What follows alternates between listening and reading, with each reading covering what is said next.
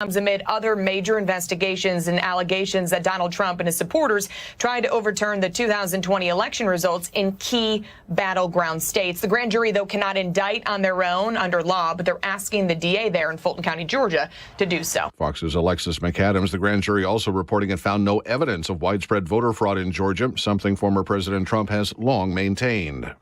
It's now over 40,000 people dead in the Turkey and Syria earthquake devastation, though they did rescue another survivor today, trapped in the rubble for more than 248 hours.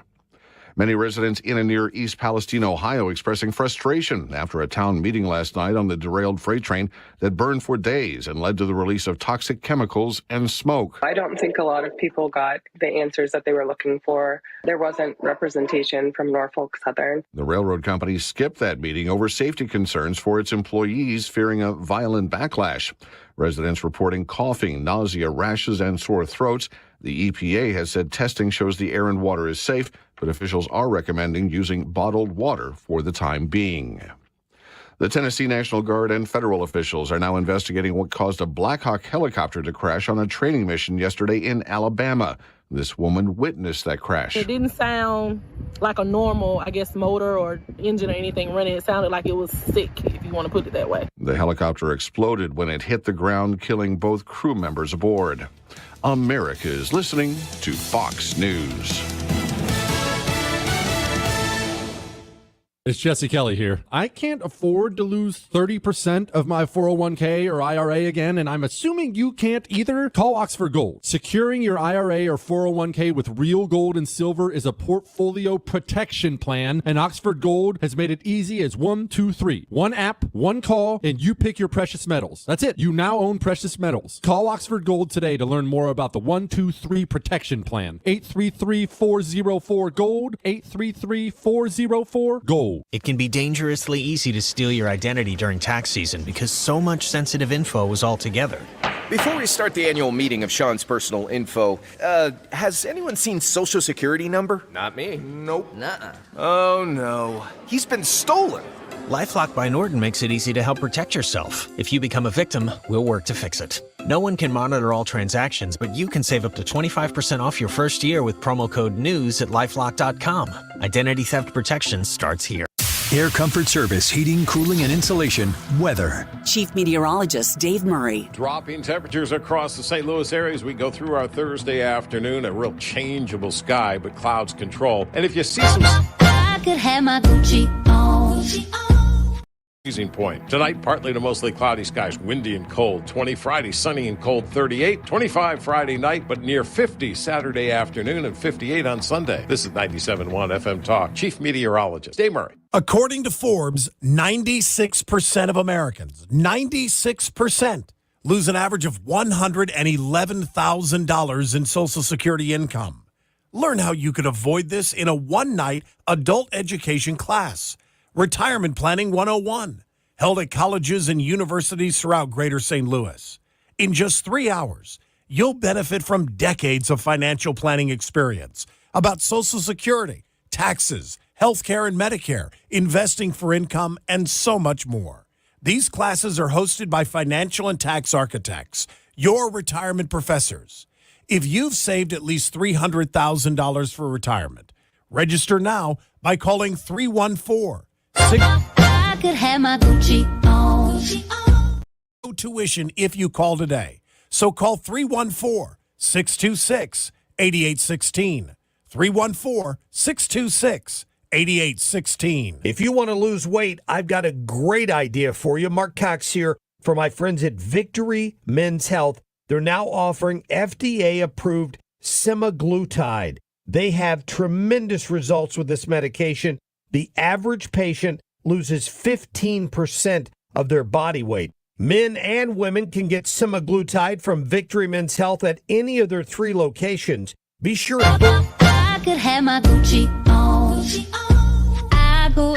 During Staples Sit-a-thon, select chairs are up to 50% off, like the Union & Scale Essentials Mesh Back Task Chair. Now just $89.99 at Staples. In-store only offer ends 2/18 while supplies last. Staples, the working and learning and saving store. Mark Reardon sees clearly thanks to Doctors Birdie and Maholtred Ophthalmology Associates. You can too. Go to yourEyeDoc.com today. That's yourEyeDoc.com or call 314-966-5000. Ophthalmology Associates. That is exactly what I needed to hear. Thank God someone here knows what they're talking about. That's us. That's right. Gotta love this American ride. All right, you need to take the time and get the full picture. Come on, turn the radio on. It's Saturday and I won't be long. Don't get me wrong. I love the ladies. I mean, they rev my engine, but they don't belong in the newsroom. It is Anchor Man, not Anchor Lady. What do you want from me? I'm not America's sweetheart. Goodness sake, kid. Keep your voice down. Your father's listening to the radio. I'm not America's sweetheart. This is the Annie Frey Show. Welcome back to the Annie Frey Show. Happy Thursday. We're glad you're here. Nikki Haley, we know this week Nikki Haley announced that she is running for president. On a scale of 0 to 10, Ryan, how excited are you for Nikki Haley to be in this race? 3. 3? Brad? Yeah, I was going to say 3. Hannah? I think I'm more of a 6 or a 7. I would have said 5. Okay. I think it's a good thing, but I don't know where the good thing is going to shake out. But I think people in the race are good. And this is an opportunity for, while there's not a lot of other people in the race, to get the conservative message out. It's a bigger news story now than it's going to be when there are 14, 15, 20 people in it. So, yesterday, Nikki Haley, I'll just read to you from a Fox News report. Nikki Haley, newly announced presidential candidate, called for a universal rule requiring politicians over the age of 75 to take mental competency tests before running for office. What do we feel about that? Ooh. If you're 75 or over, prove you're competent. No, I don't like it because I don't know who is issuing the test and what the test is because you skew the test. I don't know. I don't like it. Brad? Why 75? I have an idea. Why not just, if you're running for office? Ryan's cringing. I don't think if it's just if you're Well, running for let me ask office. you I this. think 75 is a good number. I like that. Yeah, but Fetterman would still be in office. Oh, that's a good Is point, too. the election its own competency test? Apparently not. Well, that's maybe why the question's being posed. I don't know if it's the correct answer, but I digress. This is what Nikki Haley said. Mental competency tests over 75. There are people who are suggesting that if you're 75, you just can't run. This is an alternative. This is a compromise to saying you can't age out of being the president if you're capable of doing the job. Ryan's question is the right one, though. Who's giving the test? Who's writing the test? Who's judging the test? Haley pushed for the new rule while speaking at her campaign announcement event in South Carolina on Wednesday. Her proposed rule would impact at least 2 expected 2024 presidential candidates. Former President Donald Trump, who is 76. Mm-hmm. She should have made it 77. 80 would be fine. Who has declared his candidacy, and President Biden, who is 80, who has not yet made his plans official. So Nikki Haley comes out and she says, I think that it's clear her phrase is we need a new generation of politicians. Didn't Sarah Sanders say the same thing in her? Yes. Yeah. Like the same thing. It was almost so close that I thought, what's that about? Sanders Haley? Haley Sanders.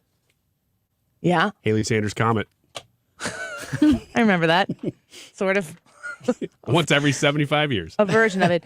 So the question is out there. The question precedes Nikki Haley's comments on this. Nikki Haley's offering a solution. If Nikki Haley is serious about this, I'd almost be surprised about it. But it puts the spotlight on the concern of the opponent, in her case, 2 opponents, and the fact that while the ages of Donald Trump and Joe Biden are well past Nikki Haley's age, clearly one of those individuals is in question more than the other. Everybody's wondering. Everybody is wondering if Joe Biden is competent. But I have to tell you that if I were faced with the question to vote for the person who was in my party and the person who wanted to destroy my party, I'd still vote for the person representing my party. I think, right? Why wouldn't you? Yep. And she didn't really hurt Trump here either. That's what's interesting, is that she still is taking a shot at Biden without being specific about it. Well, there are people who are taking issue with the ageism of Nikki Haley and suggesting that, it's not, you can't really test competency. And I think that all voices on this issue should be heard. Don Lemon, everybody. This whole talk about age makes me uncomfortable. I think it's the wrong road to go down. She says people, politicians or something are not in their prime. Nikki Haley isn't in her prime. Sorry. When a woman is considered to be in her prime in her 20s and 30s and maybe 40s. What are you talking? Wait. That's not according to me. Prime for what?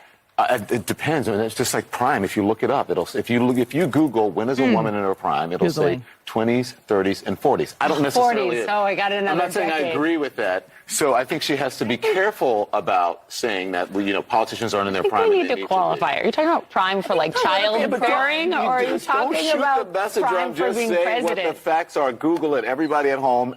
When is a woman in her prime? It says 20s, 30s, and 40s. And I'm just saying Nikki Haley should be careful about saying that politicians are not in their prime and they need to be in their prime when they serve, because she wouldn't be in her prime according to Google or whatever it is. Google. I'm like, you're about to see a woman in her prime. I don't even know who the women are who are on that show. Yeah. Wow. He made it about her gender, though. Yes! She was just saying. And he's like, I know you're moody. It's because you're a woman. I know that you're going to be sensitive about me saying that you're 20 years past your prime, but it's okay. Do the man thing and calm down. Don Lemon, please say that out loud. Okay, so the obvious logical conclusion to this is to do what Don Lemon says and Google. When is a woman in her prime? Top result, we're going to Google. And if you want the best result, you take the top result. Yep. According to thehealthyjournal.com, women's media and pop culture are major contributors to the off-sided narrative that ages 30 to 39, yeah, I'm in my prime, are a woman's supposed prime, socially, professionally, physically, sexually, and emotionally. Oh. So that's what Google says. So obviously, being a woman in my prime, I would do the next obvious thing and Google, when is a man in his prime? Oh, see, I don't know if we should do that. At what age are men considered to be in their prime? Physically, early to mid-20s.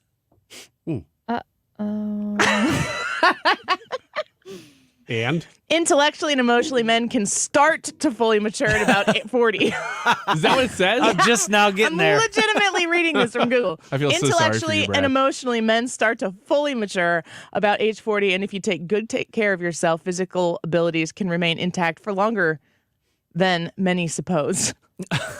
So I am right at the center of my prime, is what you're saying. If you take good care of yourself. I think what this Which says I is do. you're just starting to fully mature. I think what you're saying is that it's the perfect cross-section between physical and mental, and I have achieved it. And Brad's not quite there yet. So, ladies, Yes? that is peak male primeness right there. I It think doesn't get any better than I that. think what that is toxic masculinity. No. I'm not comparing it to other women. I'm just comparing it to Brad. No, you're comparing yourself to everybody. Yeah, well, that's kind of true, too. Hannah, what do you think about all this? Don Lemon sitting on a panel for his now morning show of two women, from what I understand, and saying Nikki Haley needs to sit down because she's past her prime because, women, if you Google it, are in their prime in their 20s and 30s and maybe 40s. Don Lemon just keeps digging a hole for himself. That is terrible. I don't even... When do you think a woman's prime is? I think it depends on what we're talking about. Because I think that the idea that I don't women... think it's measurable. Well, I think that the conversation surrounding when women are in their prime has historically been about when they can bear children. Did Don Lemon just suggest that women are only good when they can bear children? Hey, he did. He did. They accuse us of being the handmaiden's tale. Holy cow. Yeah. They should wear those costumes on Don Lemon's show. Just wait and see what I can do when I'm not running in a million different places to take my kids everywhere that they need to be. I've got big plans, folks. I'll have to run them by Don Lemon, though, and he'll probably tell me to sit down. Yeah, Let a he'll man say, do it. You're a little old. In all seriousness, where's all the feminists? Like, are they speaking on this? I think they're gonna. Yeah, this is recent. This is Yeah, fresh. that I was wanted to this get in morning, there on the just ground now. floor of what did you just say? So obviously today's YouTube live chat poll is, when is a woman in her prime? 20s or 30s, that's the first option. 40s, 50s, or vote for number 4, Don Lemon is the worst. Those are your options. Oh, man. I didn't realize that was a poll answer. I just thought it said Don Lemon is the worst. I need feedback on this. And the interesting thing is, we were discussing before the show how y'all are gonna, because Hannah reads all these comments. Mm-hmm. You gotta put your patience pants on today, Hannah.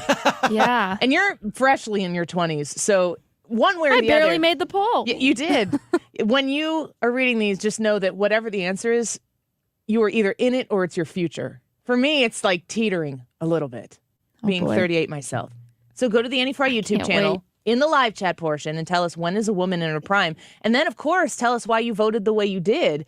And I said there are going to be women who are going to say, your prime is in your 40s, your prime is in your 70s, your prime is in whatever. They're going to have answers for that. And all of the other men are going to be like, how stupid do you think I am? Except for like 2 of you who are going to have a very thought out, I was going to say well thought out, but I'll drop the well. A very thought out response to when a woman is in your prime. And I can't wait to read those on the air later. Yeah. When is a woman in her prime, Ryan? You could be one of the 2. 20s. Although 20s. Although, what is a woman really? You know? I mean, I don't think we've settled that. So that probably should come first. Mike on YouTube says, ask Ryan when women are in their prime so we know what the wrong answer is. Nah. You've nailed it, Michael. Thank you. Michael. Stop being silly all the time and take a man in his prime at his word. Brad, when's a woman in her prime? So we established earlier that a man is going into his maturity and emotional maturity prime. Yeah, when women he's are just about sitting there 40. waiting. At 40? Yeah. At 40. So Hannah's as like, you know, everything makes a lot more Yes. sense now. as you know, I'm 39 and I'll be 40 this summer. Yeah. And therefore, I It's a will big not day. be answering this question. You're ahead of the game. Yes, Don Lemon is the worst. Yeah. I'm 21 and I'm not in my prime. So I don't think the answer is 20s or 30s. I mean, legitimately, I will say this as someone who is getting near exiting my 30s. I'm going to be 39 in April. 23, 84, 23. Yeah. 39. And I think 34 so far was like the best year for whatever reason. But the 20s are so stressful. I think that's that way for females and for males. That when you're exiting the lifestyle of, schooling and family and parents like helping you make decisions and slowly pulling back, but still always kind of thinking that safety net is there if you need it. The 20s are a progression, and it varies household to household, but go get them. Go get him, the president would say, the great communicator. Oh, that was Ronald Reagan. The 20s are, you have to figure a lot of things out, and most of those lessons come to you the hard way, I think. The 30s are kind of settling down. I hang out with a lot of people who are in their 40s, and it seems like the 40s are not as scary as they've been made out to be. Would you agree with that as a parent? As a parent? Well, that's who you are. Would you agree with that? I would just agree with it in this. Every decade that goes by, I think I enjoy life more. So, yeah, it's just less and less volatile. And you know who you are a little bit more. You know what you like. You know what you don't like. You can achieve more because you have more resources the older you get. When you're 20 years old, you're just starting, you're struggling to buy, a house or whatever. And you just don't have as many of those kind of concerns as you get older. So I would say generally, as far as enjoyment of life goes, I would say every decade gets better. Brad? That was a good answer. You're welcome. Did you hear the shock in her voice? Yeah. Yeah, wow. My I was expecting to throw this pen at you, but It's you did like good. you're in your prime. I mean, when you're in your prime, you can say things eloquently and make people believe you even when you don't believe it. Art says on YouTube that the prime is when you don't throw your back out when you're sneezing. So 20s to 30s typically. Here, I here. also understand that. I understand what you're saying, Art. My view on this is so skewed because of the medical issues that I've had that I feel like my prime is, I don't know, it's now. it's got to be right now because, you know, in my late 20s, my early 30s, into my mid 30s, I had 3 different heart attacks, and that kind of changes the way you think. And I would say before I had the heart attacks, whenever I was with a clean bill of health, I was living a very unhealthy lifestyle. So I was overweight and I was out of shape and I didn't feel good about myself and all of that other stuff that goes along with it. So no, the 20s were not my prime. And it wasn't that it was stressful. It was that I was, you know, eating whole pizzas and chicken fingers and, you know, I had the diet of a 5-year-old. Yeah. But now as I've gotten older, I'm going to the gym. I'm spending time doing stuff that's more intellectually stimulating. And I feel better now, even though I've had 3 heart attacks. So I would say I'm in my prime right now. You got it figured out now. I don't know if I've got it figured out, but I feel like it. I am in the part of my life where I have to drink kombucha. It's a sad state of affairs. Same. Yeah, and just think about if you were in your 20s, you know, you didn't even have kombucha in your 20s. So that hippie thank stuff. God. Let's take a quick break. We need your votes today. I cannot wait to get through these comments with Hannah. If they continue to come in, Hannah, we're going to have you back in. And all right. Throughout the course of the show. Really great show for you. Hans von Spakovsky is going to be with us next. Always love speaking with him. Ryan is going to talk to us about inflation's going right back up again. What are ways to save money at 1:45 in Wiggins America? Of course, Tyrus, it's Thursday at 1:05. Love speaking with Tyrus. And at 1:25, there is a report out by WirePoints in Illinois that's talking about the proficiency of Illinois students in math and I think literacy. These numbers are shocking. And Ted Dbnrowski, the president of WirePoints, is going to update us on what's going on in Illinois and the money behind it at 1:25. Hans, when we come back.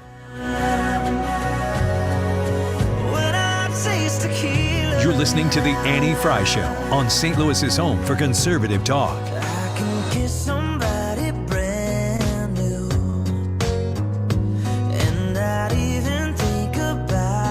Find the podcast, on-demand audio, and more at 971talk.com/Annie. Hear the same songs in my car. Baby, your memory, it only hits me this. Thomas Helbig and the Retirement Advisory Group and you. That's the combination to make sure that your retirement is going to be a relaxing one, a comforting one, a worry-free one. Retirement is important. You've been saving for it. And you know that it takes a lot of work to sacrifice and save during those working years so that you can enjoy those retirement years. And then you get a little closer to it. Maybe you're about 55, somewhere in your 50s or in your 60s. Some might say in your prime. And you say, gosh, did I do enough? Am I ready for this? Can I retire when I want to? Or maybe you're thinking to yourself, I think we've done really well for ourselves. Maybe we can change the plan and retire a little bit earlier. Thomas Helbig is waiting for your phone call. You sit down and have a free conversation with him. And at the end, if you want to walk away, you walk away. There's no cost to you. There's no obligation to him. You just sit down and have a chat. Call him at 314-993-9494. 314-993-9494 and get the discussion started today. You can look online as well at retirementkey.com. Download Upside and start getting cash back wherever you roll. It's like having your own hype man. Get an average of 17% cash back at restaurants. Oh, it's dinner time. Average of 13% on groceries. Get those groceries. 10 cents per gallon average cash back on gas. It's go time. Plus, cash back at participating convenience stores too. Stacks on stacks. Users can earn hundreds of dollars a year, 3 times more than other apps. Upside, show me that money. All right, we get it. It's easy. Just sign up for the free Upside app and start getting cash back for doing you. Download the free Upside app and use promo code DOYOU for an extra $10 cash back on your first purchase of $10 or more. That's promo code DOYOU for an extra $10 on the free Upside app. Get cash back for doing you with the free app from Upside. Need to sell your home but not willing to play the wait and see game? Hey, it's Mark Cox here for Gloria Lou with Your Home Sold Guaranteed Realty. With Gloria, you have options, including a no-obligation cash offer from one of Gloria Lou's cash buyers. It's simple, it's straightforward, and in many cases, you can receive a cash offer in less than 24 hours. And you can even pick the closing date. With Gloria Lou and her cash offer program, you're always in control. Not ready for a cash offer? No problem. Gloria has a guaranteed sold program that states Gloria will sell your home at the agreed to price and time frame, or she'll buy it guaranteed in writing. Call her today and ask about her no obligation cash offer program at 314-325-6888.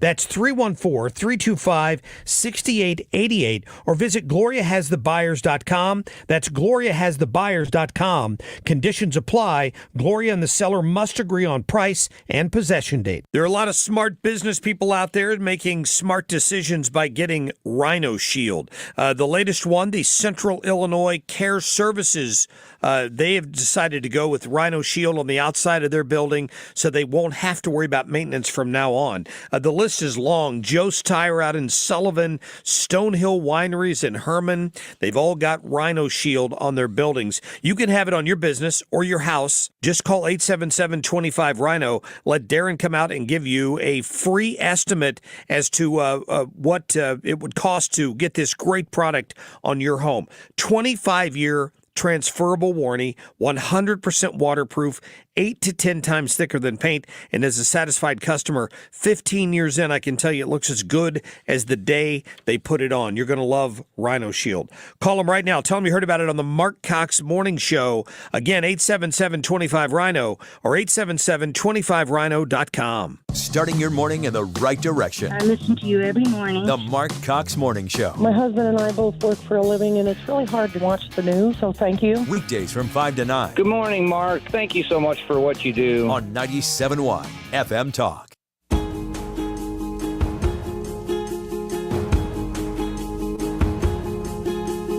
Meet me in the middle. You know I need you close. Oh, but it's always the little things I seem to miss the most. Oh, is that you I walk in? Or do I see a ghost? This is the Annie Frey Show. Follow Annie on Twitter at Annie Frey Show. 'Cause I run right back from Carolina, and I run right back from New Orleans, 'cause I can't forget the times I held you and all those songs you sang with me. All those songs you sang with me. Welcome back to the Annie Frey Show. Happy Thursday. We appreciate you being here with us. A reminder, you can stream us anywhere you go on the Odyssey app. The YouTube live chat poll today, it's a treacherous one, folks. You need to go to the Annie Frey YouTube channel and vote. When is a woman in her prime?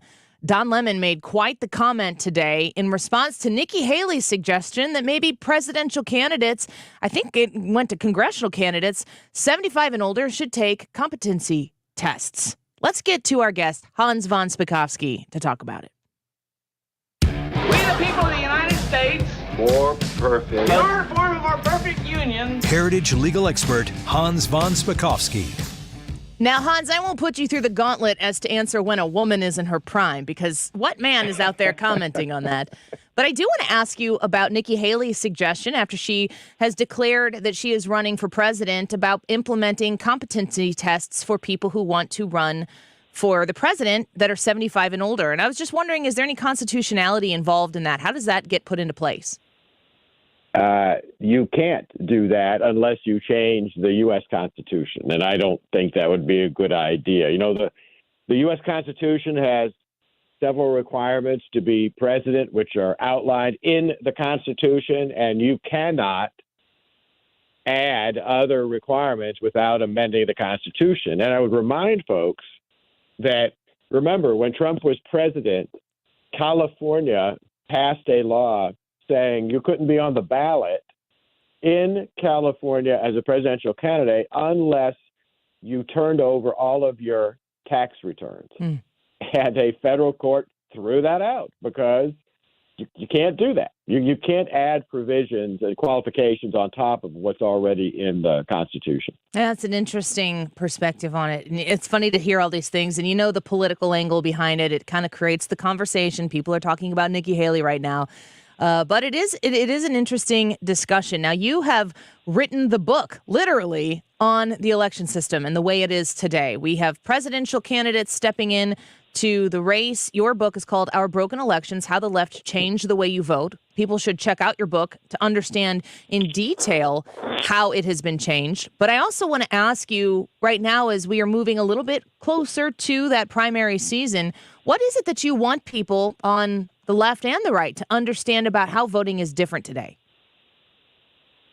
Well, a lot of states, unfortunately, and that includes places like California and New York, now Michigan, have loosened the rules to the point where they can't guarantee the integrity and security of the process. I mean, I'm sorry, but if you don't require an ID to vote, you know, you're imperiling the voting process, because it means that anyone can walk up and ask for a ballot in the name of registered voter, and folks can't do it. I don't know if you remember this, Annie, but some years ago, during the Obama administration, when Eric Holder was the Attorney General, Project Veritas showed how easy this is in the District of Columbia when they sent one of their young guys, a young white guy, into a D.C. polling place where he pretended to be Eric Holder and asked for a ballot,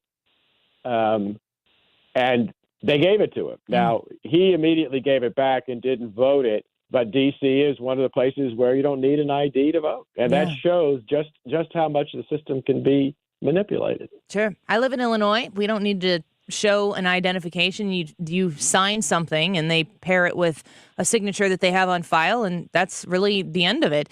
I think that it's important for people on the right to understand there are certainly a lot of conversations surrounding legitimacy of elections. We've never really entertained those conversations too terribly much here. But what we do have to understand is that they changed laws. Like they did the pre-work to the election in these states, like you're articulating here, that made it easier for people to vote. It may make it easier for people to abuse the system. What do people need to know to fight fair in this system? Because you can't really change it until you win. Well, I think what folks need to know, particularly candidates who are running for office, is that despite the attacks that they will receive from newspaper editorial pages, which are all liberal, and liberal media sources like CNN and MSNBC, if they propose common sense security measures like requiring an ID to vote, is that don't listen to that noise, because, in fact, the American people are on your side on this. The polling shows that people want both access and security. And just like on voter ID, 8 out of 10 Americans think voter ID is a common sense requirement. And that is a majority of all voters. It doesn't matter whether they're Democrats or Republicans, and it doesn't matter what their race or ethnic background is. A majority of, for example, black voters think, yeah, of course you should ask for an ID. They don't believe these really stupid claims by people like Joe Biden that requiring an ID is Jim Crow 2.0. Jim Eagle, he might say. So I don't understand that, but it is what it is. Hans von Spakovsky with us right now. He's a senior legal fellow at the Heritage Foundation. He has a book called Our Broken Elections that you should check out. You know, I think about the election that's headed our way, and I think about the idea that if Republicans win, then they can change the election system. But then that makes me wonder, if then Democrats win the next one, are they going to change it back? Is there any common ground between the two parties? Both of them are talking about the importance of securing our elections. I mean, they both talk about it fervently.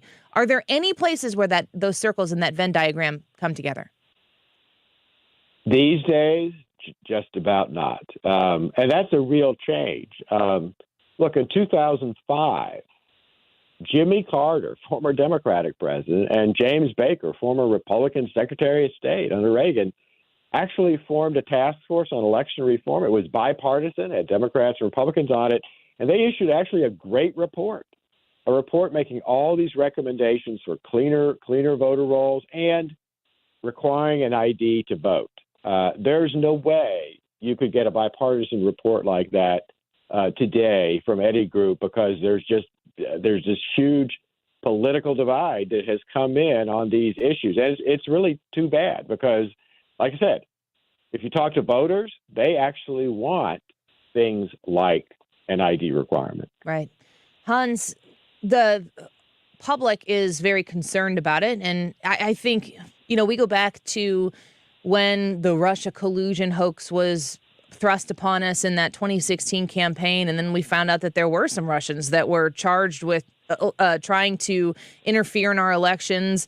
And the result of that was they didn't believe that they actually made any difference in the election, but they did identify people who were buying some ads on Facebook or whatever and trying to redirect American interests. And I remember very distinctly, and it might even have been you who said it, was talking about how Russia's interest in this is only to sow dissatisfaction, concern, or confusion in Americans in their democratic republic system. And that the idea here is not so much throwing an election, but making Americans not believe in the American way. And it makes me feel like we're, 7, 8 years later here, and maybe there's been some success in that. Well, I think I don't think it's so much foreign interference doing that, but it's now been domestic interference doing that, because all you have to do is look at the recent disclosures of the FBI, the CIA, and others basically directing social media companies to censor the opinions of Americans on all kinds of different issues like COVID and elections. I mean, that is a domestic problem. That is not a foreign interference problem. That is a domestic problem. And that's something that should outrage everybody. I don't care whether you're a liberal or conservative, Republican or Democrat. Everyone should be upset about that and should hope that Congress actually does something to stop it. And Hans, with everyone being, they're kind of leaning forward in their chair and waiting to see what happens next. If, like, as I indicated before, if one party wins and makes changes, the next party will campaign to win the next one to change it back. What do folks that are listening right now in the bi-state region here in Missouri and Illinois, who are very frustrated with the system, can average folks be a part of a solution? Yes, by who they choose to vote for, but also because they need to make their voices heard. I mean, like on the issue that we were just talking about. Look, if you're generally a Democratic voter, if you're generally a Republican voter, you should be calling your Democratic members of Congress. You should be calling your Republican members of Congress and saying to them, you don't want federal intelligence agencies and federal law enforcement agencies engaging in censorship of Americans' opinions. And let me tell you, if members of Congress hear from enough of their constituents about this, both political parties, they will do something about it. I think you're exactly right. Thanks for being with us today, Hans. We appreciate you. Always look forward to having you back.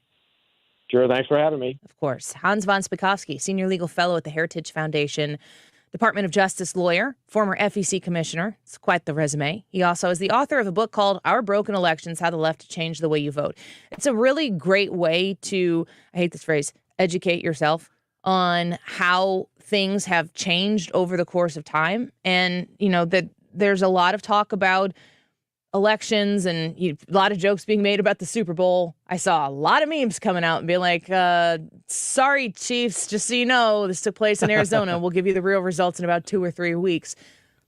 That is what it is. I understand that those conversations are being had, but I think that in a real, honest, measurable way, we are missing the mark if we're not focusing on the very legal ways that elections have been changed in a way that might cause impropriety to occur. Every person who is a citizen of this country and has the right to vote should have access to vote. I am adamant about not wanting to hinder anybody's ability to cast their right to vote should they have the right to vote in this country. That's very simple. That's something I'm very comfortable saying. But we do need to, on both sides of the aisle, I always cite that East Coast, I think it was North Carolina, it was a Republican who gamed the system and ended up losing their position. And I think it was a state legislator potentially. But I mean, it's not like this is just on the Democrat side. If you're listening to the show and you're probably a conservative, we'd want to weed out all of the corruption, right? So let's go. Let's do it. But you have to know the things that you don't like and the things that you feel are unfair. If they are legal, we have to figure out how to combat on that field and win before we can discuss how to improve it. Always great to talk to Hans. Go vote in the YouTube live chat poll. When is a woman in her prime? If you know, you know. Don Lemon weighing in on this very important issue this morning. And we're going to continue to feature your comments and reaction in the YouTube live chat poll throughout the show. And we'll get the results. When is a woman in her prime? Is it her 20s and 30s, her 40s, her 50s, or that fourth option, Don Lemon, is the worst? Go vote. Be heard. We'll be right back with Wiggins America. We all have our stories. We all made it through. Oh, but I don't know. The Annie Frey Show is streaming online. Watch us live on YouTube and subscribe. Oh, but I don't know if I would have made it without you. Yeah, I'm right back, Caroline. Ruler Foods, where you go to save money. We're going to talk with Ryan Wiggins when he comes in here as prices continue to go up. A little bit about ways to save money. Ruler Foods is one of the number one ways that my family does. We've got a family of 6. And, you know, when the kids start getting a little bit older, my son's 13, my daughter is 10, they start eating a little bit less like kids and a little bit more like grown-ups, especially that 13-year-old boy. And the grocery bill just gets bigger and bigger. Add into that all of the other issues that are causing prices to go up, and it becomes unsustainable very quickly. My family has been blessed to find Ruler Foods. It makes it more affordable week to week for us to go into this great store and shop the very well-organized, well-put-together aisles to get name brand products and also Kroger brand products at Ruler Foods prices. If you have passed Ruler Foods 100 times and you thought, I don't need to go in there, why? What are you waiting for? I have gone in there and I love it. And whenever we are driving home from a practice or whatever, and I go, oh, we need to stop at Ruler Foods, the kids literally cheer in the car. They are excited to go through and go shopping at Ruler. I think you will be too, especially if you like saving money. Find the one nearest you at rulerfoods.com. Annie Frey here. If you're nearing retirement or already retired, call my friend Thomas Helbig with the Retirement Advisory Group at 314-993-9494. He'll show you strategies on how to participate in the market gains without ever losing a penny. Thomas is the official financial advisor of the Annie Frey Show. Hey, it's Tom Ackerman. Where do you go for your annual eye health examination? Ophthalmology Associates, of course. Doctors Greg Birdie and Ranjan Malhotra. Dr. Robert Bersati, he's the one I saw, or Dr. Andrew Royer. They are available to you and are there to take care of all your vision needs at Ophthalmology Associates. They're on Manchester Road, a half mile west of 270. Your vision is their business at Ophthalmology Associates. In fact, many of their patients are doctors themselves. That's why they call themselves the doctors, Ophthalmology Associates. Are your eyes itchy and scratchy? It could be more than just allergies. They're the leaders in dry eye diagnosis and treatment. They're the leaders in LASIK and discussing those procedures. And if you're having difficulty reading or driving at night, you have glare from oncoming headlights, could be early signs of cataracts, and they can talk to you about multifocal lens implants. Ophthalmology Associates, youridoc.com. 17th, 18th, and 19th. It's the semi-annual Missouri Arms Collectors Gun Show at the Arnold Eagles Hall in Arnold, Missouri. Browse tables of firearms, ammo, knives, books, and military items. Buy, sell, or trade. Admission's only $9. Kids under 12 free with a paid adult, and parking is free. Don't miss the semi-annual Missouri Arms Collectors Gun Show this weekend at the Arnold Eagles on 1725 Jeffco Boulevard. For complete information, visit MissouriArms.com. The Missouri Arms Collectors Association is a not-for-profit NRA-affiliated club. You're listening to the Annie Frey Show live from the Air Comfort Service Heating, Cooling, and Insulation Studio. Bundle up and save 20% on new HVAC system and attic insulation. To make your home more energy efficient and to get into your comfort zone, visit aircomfortservice.com. 97.1 FM Talk. Talk radio, and I love politics. St. Louis's home for conservative talk. I love it. Everyone is welcome.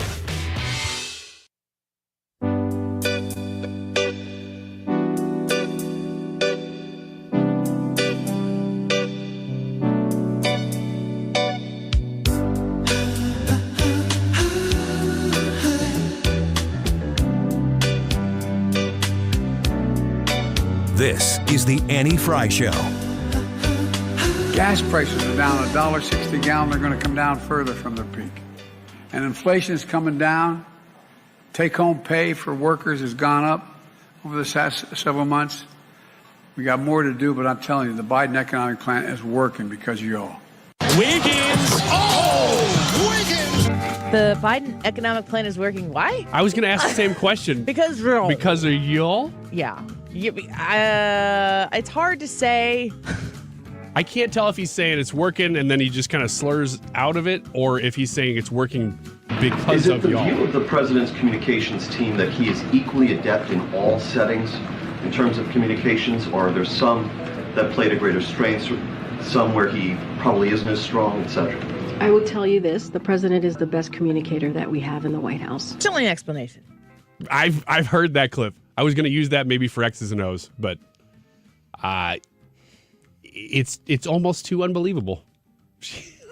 Your X's and O's clips are always by Karine Jean-Pierre, Joe Biden, Kamala Harris. Is there another one, Brad? Once in a while, it'll be those three. We'll get a Speaker McCarthy one in there every now and then, and a Trump and a DeSantis. Oh. That's the only. That's Do you know that there are other people saying things? They are, but when you run a clip through AI, it has to be something identifiable enough that you'd know the person. Because I could just grab some random Tucker Carlson clip and run it through there, but you wouldn't know it was him. That's what's hard about it. With inflation, I'm sure you've seen the inflation numbers from January. They're up another 6.4%, which is not only up year over year, which is 7.5 from the previous year, so total of about 14% over 2 years. But that's up from December too, so it was trending in the right direction for a couple months. What's the inflation number right now? 6.4% for January. Okay. You said it was up 6.4%. For January over last January. Yeah. And that January was 7.5. So 14% over 2 years. Are you sure? Yeah, I just looked it up. Are you eating? No, but it sounds like I am. It's awful. Do you hear that? What is that? I don't know. Maybe I'm just standing too close to the mic. No, I don't know. Sound like you're eating. Well, I'll spit that out. Yep. But inflation, it trended in the wrong direction in January, and so everybody's concerned again because it was kind of ticking down over the last few months, and then all of a sudden it popped back up 0.5% in January over December. So all of a sudden people are, mortgage rates are going back up again, and it's not going in the right direction. So in light of that, I figured just real quick, real conversation we've had a couple times in the show, but just to update, have you guys changed your spending habits? Do you have real suggestions for how you would save money, how you have been saving money? Because I have something that the Wall Street Journal is suggesting here too that I'll share. I just want to clarify though, because I'm looking it up right now. The U.S. inflation rate is 6.41%. Yes, in January. Compared to 6.45% last year and last month and 7.48% last year. Mm-hmm. Yeah. That's year over year. So it's not 14%. So 2 years. So going back to 21, it would be 14%. Okay. So you're saying in 21 it was. Yeah. So it's down. No, he's not saying in 21 it was 14%. Whenever it's year over year, those interest rates stack. So it's 6.4% higher than what it was in addition to that 7 point whatever last year in January. Okay. Yeah, it's just numbers at this point. Everything's going up. I just don't want to misrepresent what the numbers are. Yeah. So question being, do you have real suggestions? I mean, it's a topic we've talked about before, but do you have real suggestions before I get to this Wall Street Journal article about ways you've saved money, and has that changed in the last few months? So one of the things that we do is we coupon. And I say we, Terry and I, mainly Terry. Terry likes couponing. It's like a game for her. She gets to save money, and it's fun for her, so she'll spend time clipping coupons and stuff like that. Things that I do to save money, this is going to sound really weird, but like one of my biggest expenses is gas. Mm-hmm. And so one of the things I do to save money is I always check and make sure my tires are inflated to the proper, inflations. For those of you who are like, oh yeah, that's a great idea. It's not the number on the side of the tire. It's the number in the door jamb. The number on the side of the tire is the max PSI. Don't do that. Your car will ride terrible and it won't get better gas mileage. You'll He's get a car guy. Yeah, premature tire wear, it'll be terrible. It's on your door jamb, and it'll say this much for the front, this much for the back. Sometimes it's the same, sometimes it's not. Inflate your tires. Make sure your air filters and stuff like that are clean. Your spark plugs, and you've had I say a tune-up. It's not the traditional tune-up like it used to be, but still, new spark plugs if you've got high mileage and you've never had that done. Those sorts of things will help save money. Those are things that I've done. The other things that I've done is I've gone through like my subscriptions. Subscriptions add up. What do you subscribe to? How much does it take? Well, it's only $4 here, but you get like 7 or 8 of those at only $4, and that starts adding up, and you're talking almost $100 a month. So go through your subscriptions. Make sure you're not subscribed to anything that you're not using anymore, and it's just kind of draining your bank account on those automatic things. So those are some of the things I've done. I shop at Ruler Foods. I do too. I have for a long time.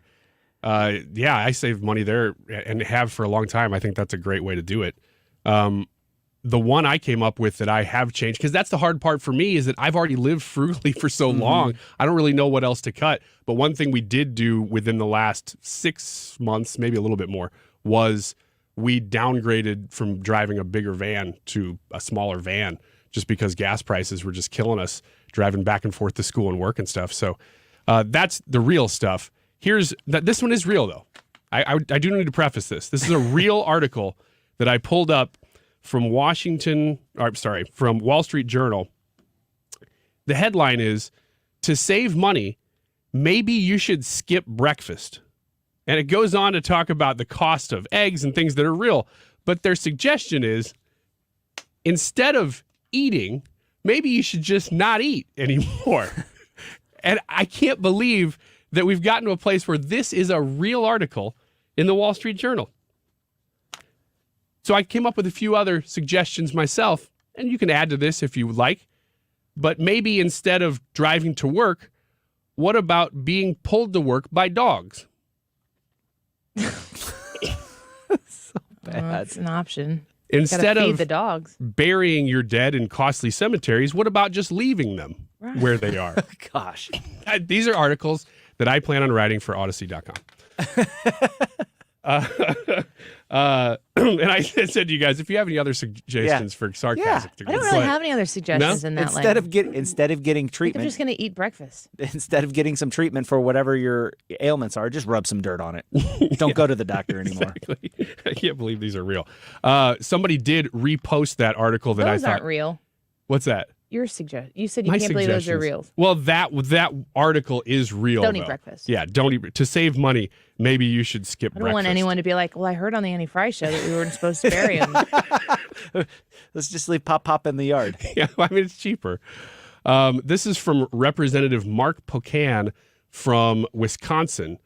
He retweeted that article and was thinking the same thing as we are.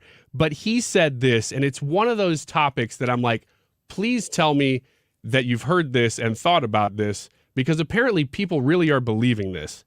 He says, I would recommend companies just stop price gouging instead, but maybe that's just me. Is that not the dumbest argument in the world? That inflation that we've seen for the last 2 years is caused by companies price gouging. This is the game. But to suggest that there aren't companies or businesses who would take advantage of a situation to make an extra buck, to think that that never happens is naive.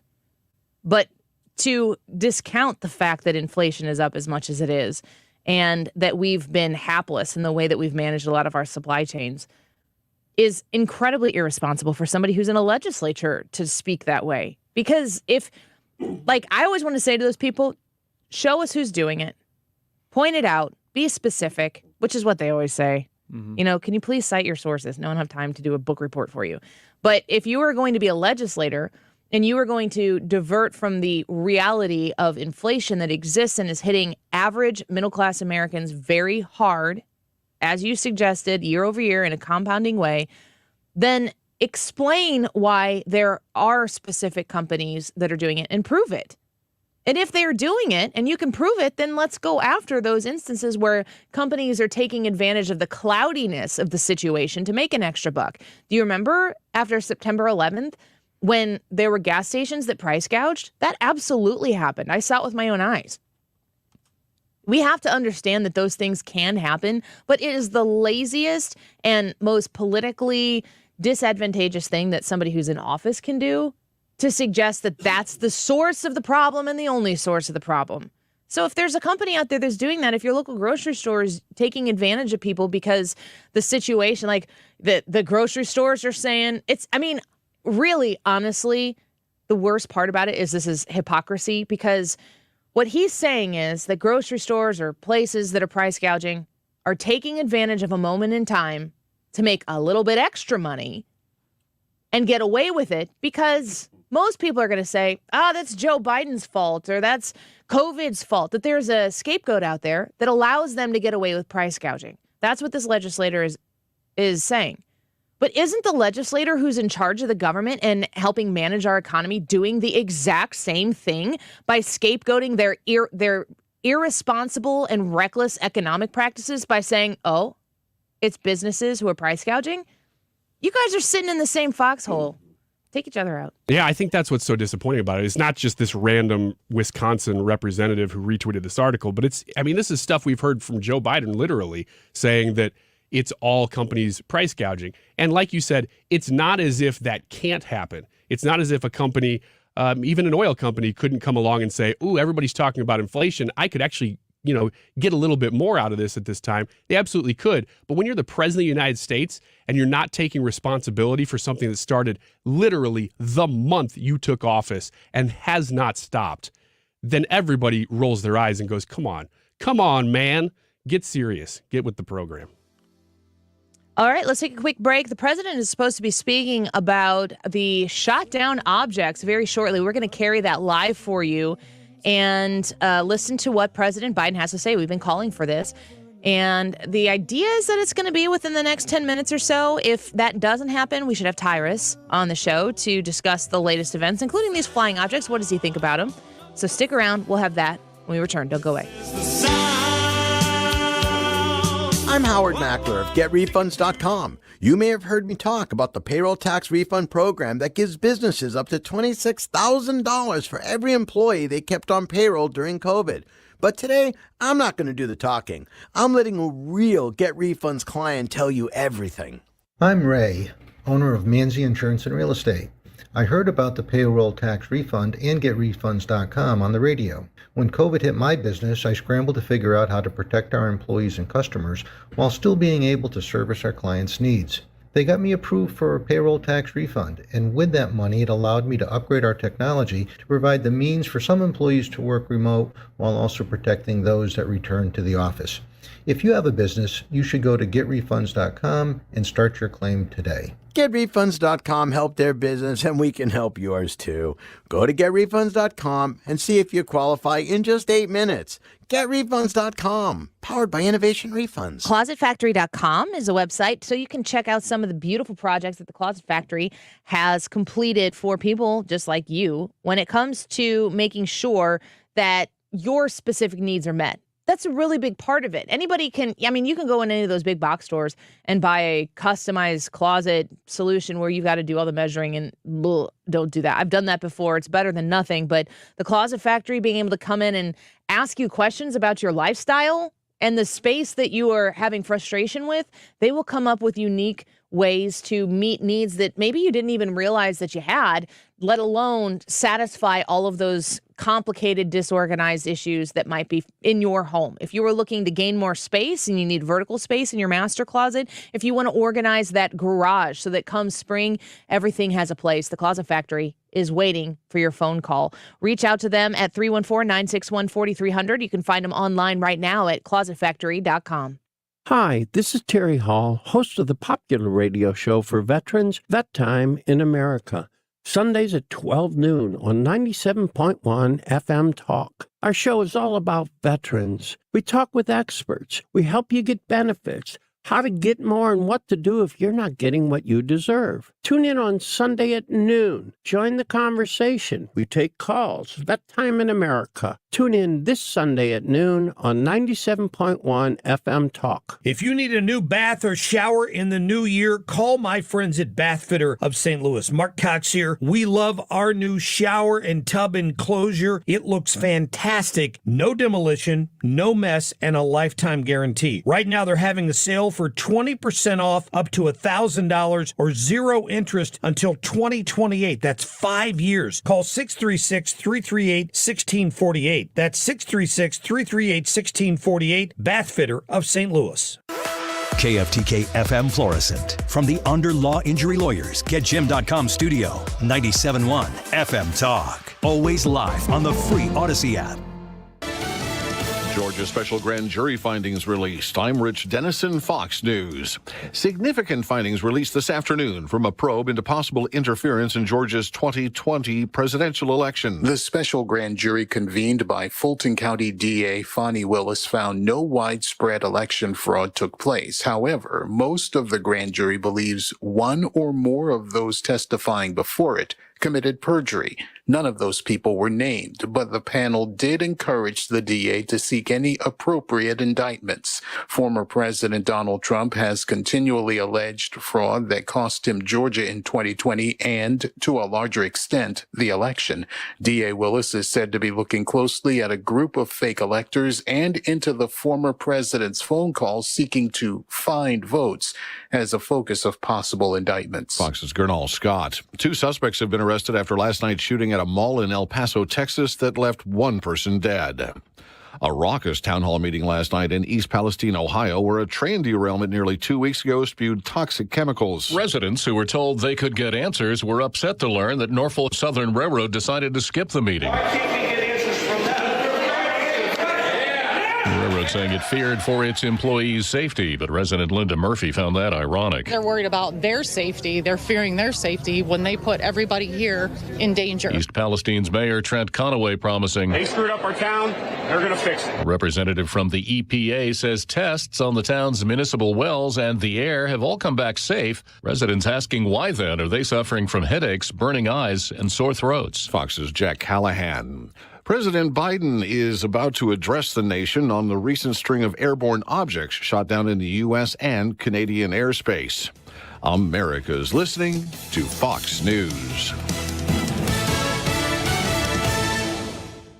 It's Jesse Kelly here. I can't afford to lose 30% of my 401k or IRA again, and I'm assuming you can't either. Call Oxford Gold. Securing your IRA or 401k with real gold and silver is a portfolio protection plan, and Oxford Gold has made it easy as 1, 2, 3. One app, one call, and you pick your precious metals. That's it. You now own precious metals. Call Oxford Gold today to learn more about the 1, 2, 3 protection plan. 833-404-GOLD. 833-404-GOLD. It can be dangerously easy to steal your identity during tax season because so much sensitive info is all together. Before we start the annual meeting of Sean's personal info, has anyone seen Social Security number? Not me. Nope. Nuh-uh. Oh, no. He's been stolen. LifeLock by Norton makes it easy to help protect yourself. If you become a victim, we'll work to fix it. No one can monitor all transactions, but you can save up to 25% off your first year with promo code NEWS at LifeLock.com. Identity theft protection starts here. Air Comfort Service, heating, cooling, and insulation. Weather. Chief Meteorologist Dave Murray. Dropping temperatures across the St. Louis area as we go through our Thursday afternoon. A real changeable sky, but clouds control. And if you see some snow flurries or a little bit of wet snow, let's not be surprised, but we do stay above the freezing point. Tonight, partly to mostly cloudy skies, windy and cold. 20 Friday, sunny and cold, 38. 25 Friday night, but near 50 Saturday afternoon and 58 on Sunday. This is 97.1 FM Talk. Chief Meteorologist Dave Murray.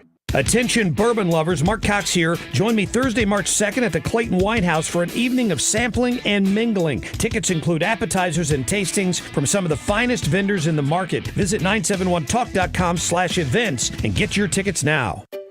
Finding great candidates to hire can be like, well, trying to find a needle in a haystack. Sure, you can post your job to some job board, but then all you can do is hope the right person comes along, which is why you should try ZipRecruiter for free at ZipRecruiter.com/radio.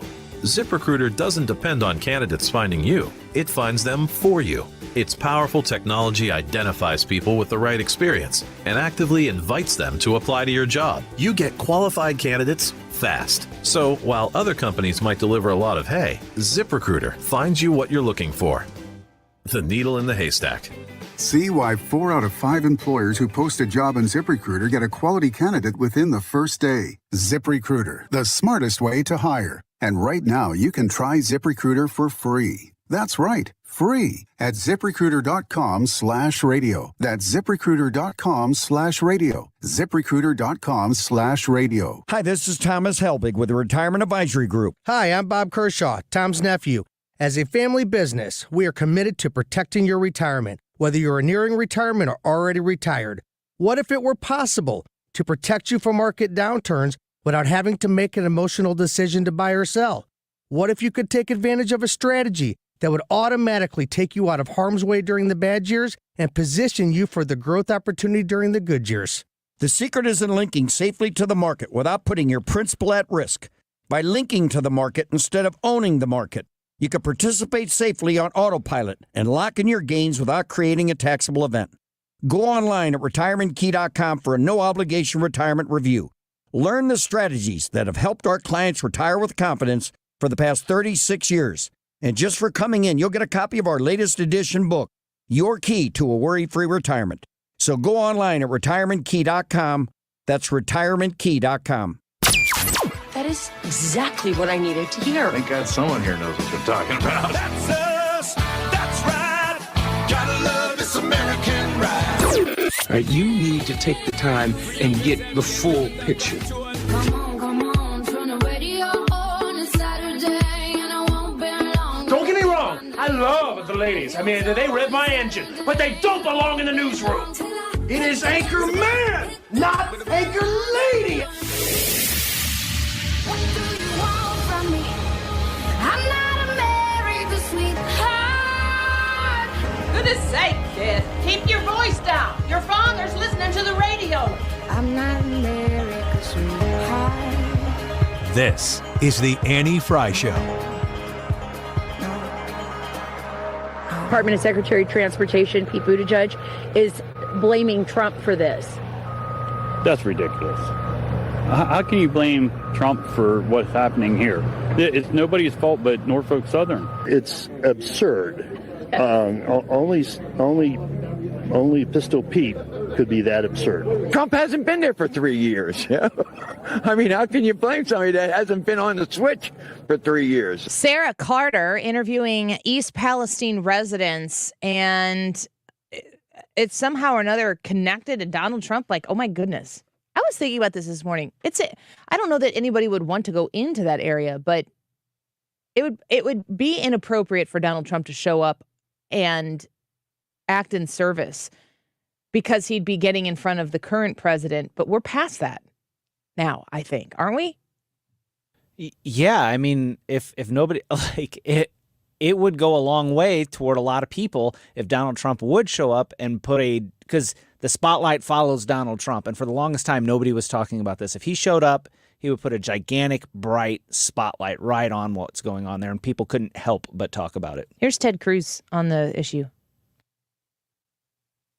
What happened in East Palestine is unacceptable. We should not have American cities that are lit on fire with a disaster, and for the residents there dealing with the health hazards that have come from this, that's unacceptable as well. And so my staff is in close consultation with the NTSB that is doing an investigation into the accident. I'm the ranking member on the Senate Commerce Committee that has jurisdiction, among other things, over transportation. So, we have more questions about so many of these chaotic catastrophes taking place across the country. The president is going to be speaking soon, but when they say he's speaking soon, who knows when that's going to be?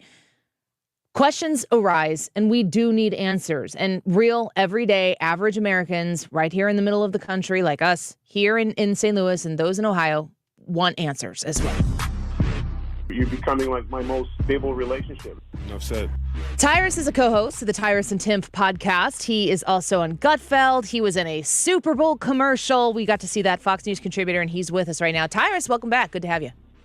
Oh, it's a pleasure. Good to have you. I want to know your thoughts, your reactions to the lack of administrative reaction to what's going on in Ohio. Well, I think that's the answer. We're just, I've said this a few times. You break a few eggs, is what I'm starting to feel like middle-class Americans are to this administration. there's no sense of urgency to get out there and solve these problems, but instead drag it out as long as possible to see if it stays in the news circle or not, to see if their allies, the mainstream media, will move the stories onto other things. And that, to me, is the answer. The answer is it's just not a priority. They're not concerned. They're not willing to just tell it like it is. And unfortunately, you kind of expect that a little bit with politics, but at this level, I guess they are assuming that we can't add and realize that China has balloons all over this country surveying us, and to tell us the truth, they would rather have us believe that there are UFOs they're shooting down. Instead of, China has been floating balloons all over this country, spy stuff, watching, looking, judging, obviously for nefarious purposes. And that apparently they don't think the American people can handle. So they're going to drag this out and then come out and tell us now that they were weather balloons or whatever. Like, the American people are not going to be insulted like this. The one good thing about the Trump presidency was that transparency was a real thing. So and people pay it. Yeah. And you can't talk slick to oil cans. We've heard it all. And, truth hurts a little bit from time to time. Actually, it probably usually hurts, at least in the context of politics and, presidential remarks on big issues. We're waiting for the president to come out and speak right now on these flying objects. I mean, it's been a minute since this has been a huge story and concern for the American people. Why come out now and have something to say? Here's the deal. Americans can handle bad news. We can handle good news. We can't handle is no news. And the first thing as he comes walking out, thank you for your time. I love you guys. Appreciate you. And let's get ready to be really unflattered right now. Yeah. Well, we're going to continue to watch. It looks like he is coming out right now. Tyrus, can we catch up with you again later? We'll take the president right now. Thank you so much, Tyrus. We appreciate you. The president of the United States walking out to the podium and speaking from the White House. And it's important to know that it's one of these issues that has been a huge deal for Americans across the country. I mean, honestly, now it's been well over a week. It's potentially weeks. And we have a lot of questions, and we have pressured the president to speak, as many other people have. And we said yesterday, what's worse, him speaking or not speaking? Let's listen to what he has to say.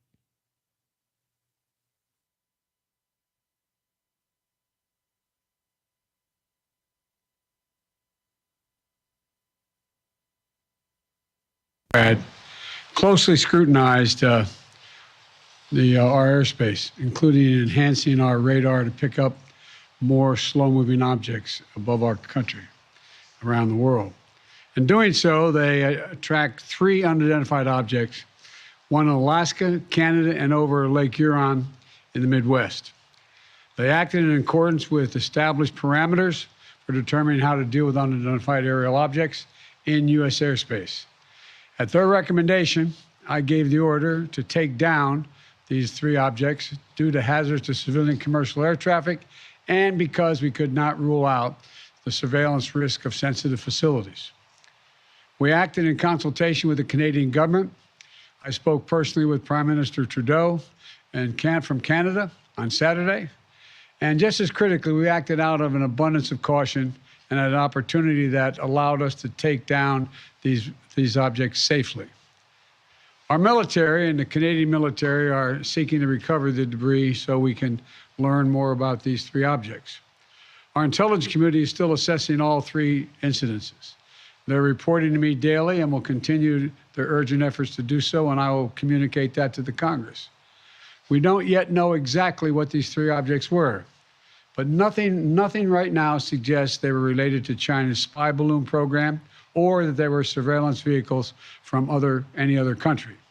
The intelligence community's current assessment is that these 3 objects were most likely balloons tied to private companies, recreation or research institutions studying weather or conducting other scientific research.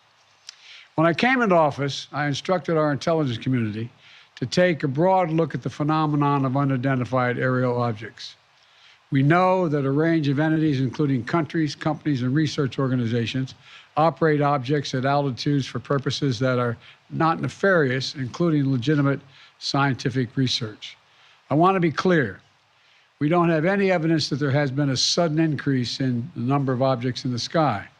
We're now just seeing more of them, partially because the steps we've taken to increase our radars, to narrow our radars.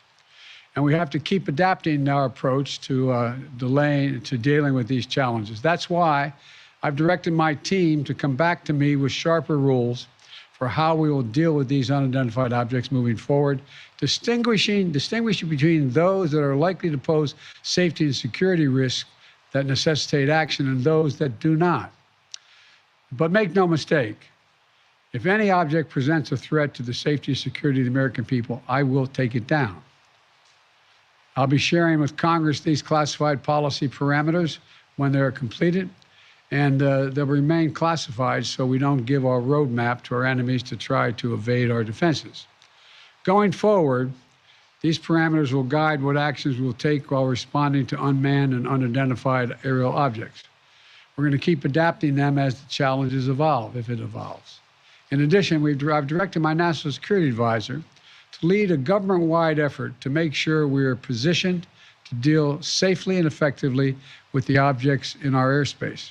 First, we will establish a better inventory of unmanned airborne objects in space above the United States airspace and make sure that inventory is accessible and up to date. Second, we'll implement further measures to improve our capacity to detect unmanned objects in our airspace.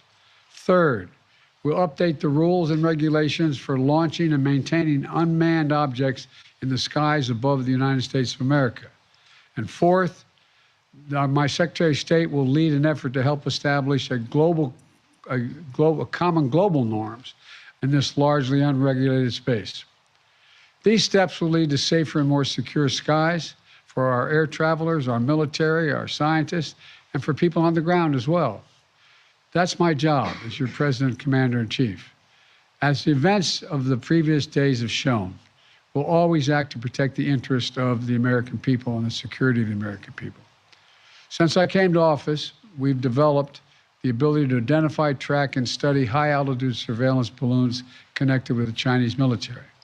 When one of these high-altitude surveillance balloons entered our airspace over the continental United States earlier in the month, I gave the order to shoot it down as soon as it would be safe to do so. The military advised against shooting it down over land because of the sheer size of it.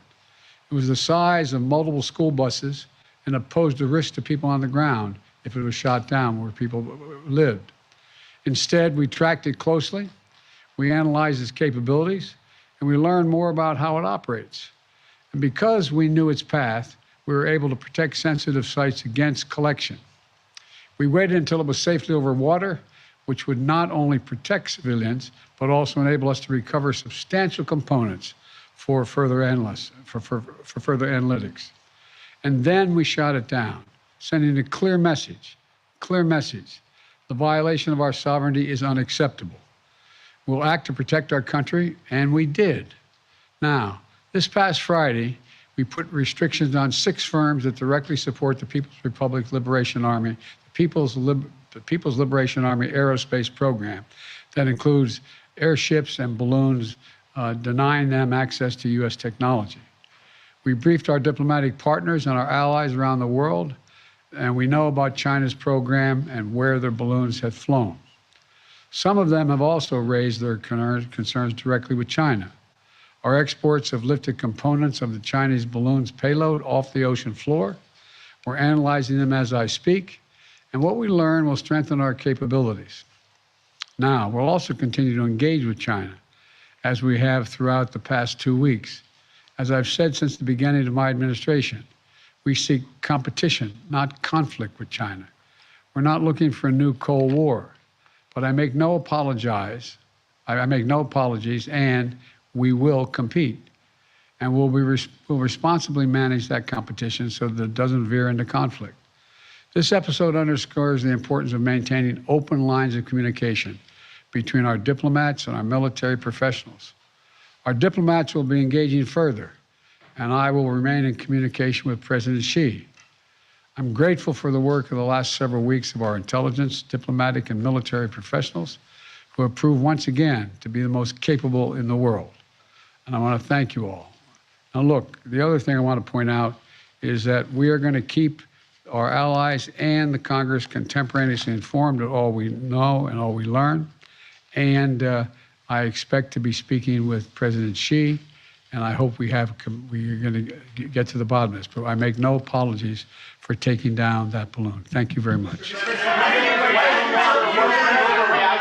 have you chosen Poland for your team? And what message do you want to send? Sir, there's been criticism. There's been criticism that this.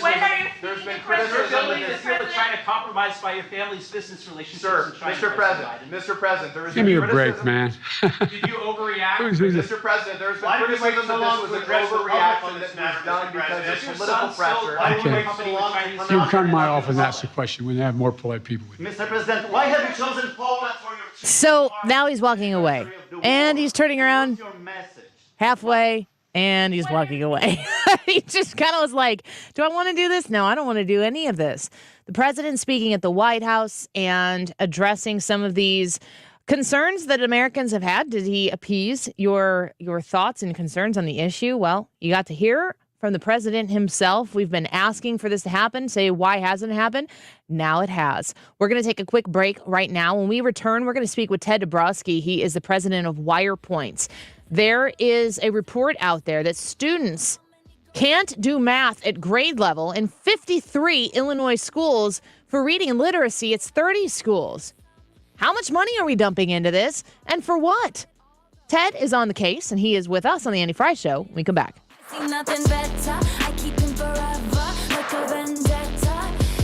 You're listening to The Annie Frey Show. Interact with Annie on Facebook. The Annie Frey Show.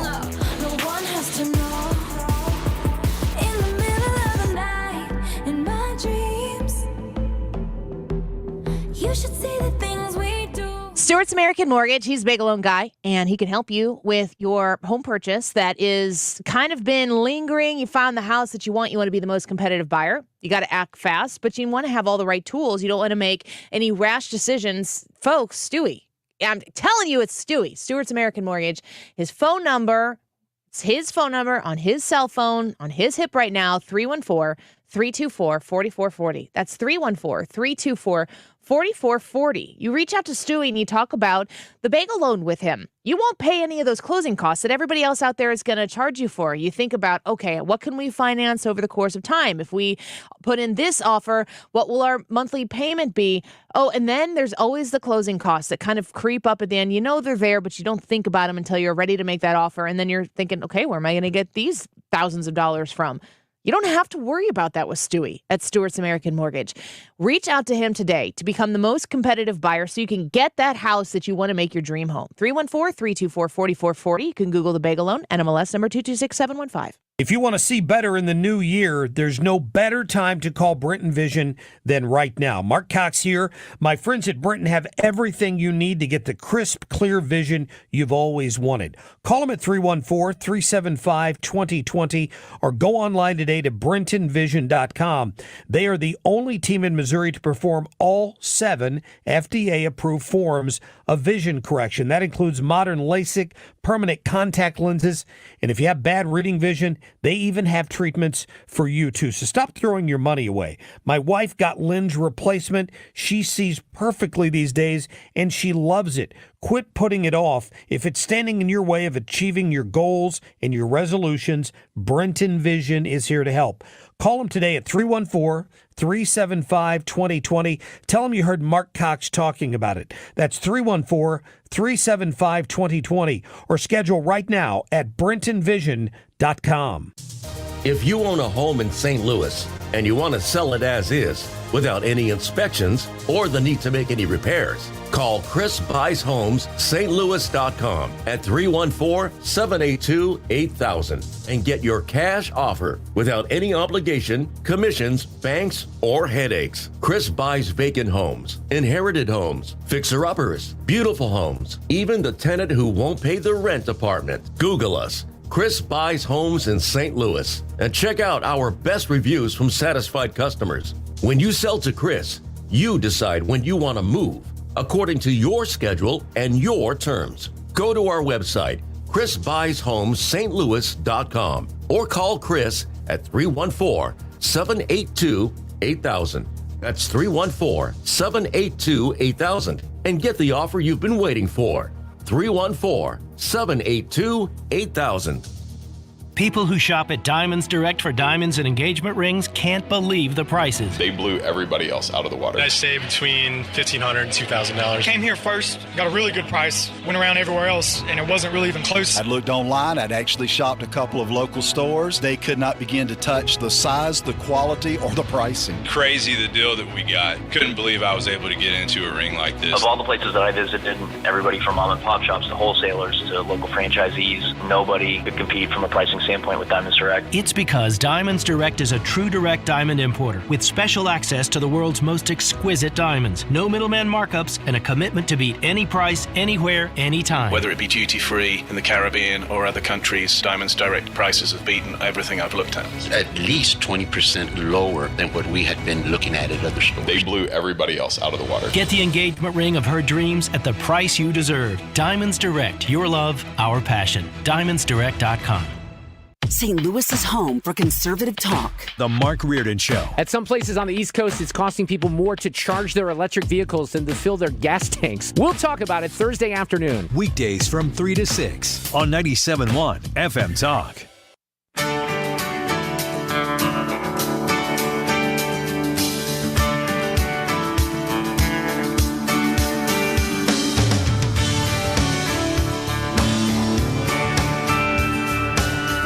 This is the Annie Frey Show. Follow Annie on Twitter at Annie Frey Show. Where I come from. Here's what I tell everyone. I was born by God's dear grace in an extraordinary place where the stars and stripes and the eagle fly. Welcome back to the Annie Frey Show. Thanks for being here with us today.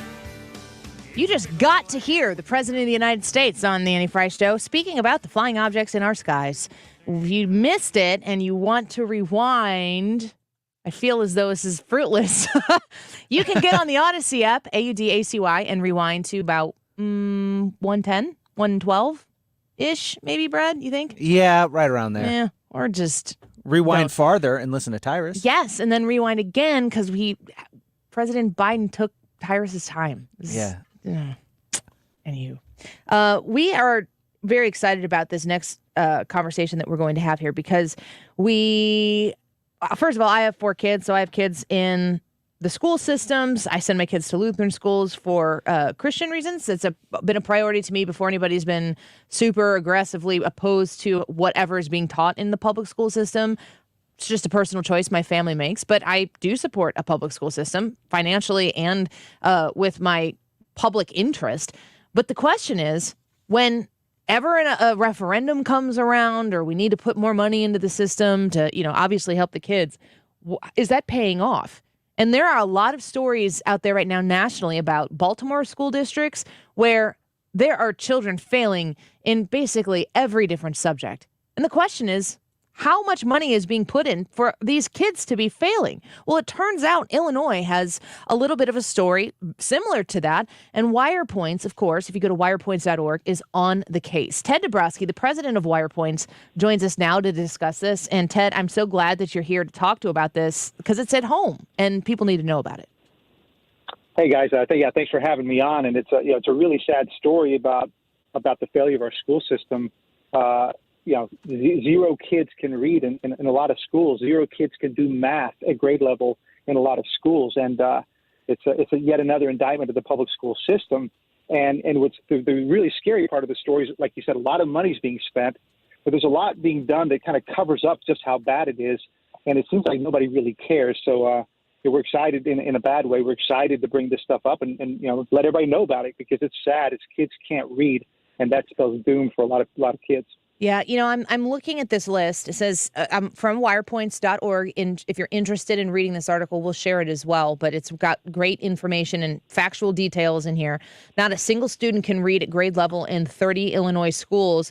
There's a huge chunk of these that are the city of Chicago. We're downstaters, so we know about Chicago. It's kind of easy for downstaters to just push the Chicago problems off to the northeastern part of the state and feel like we're overlooked here. But there are schools that are in our listening area right now who can't read at grade level. And then I look at the 53 Illinois schools who can't do math at grade level. I see Cahokia here. I see Brooklyn.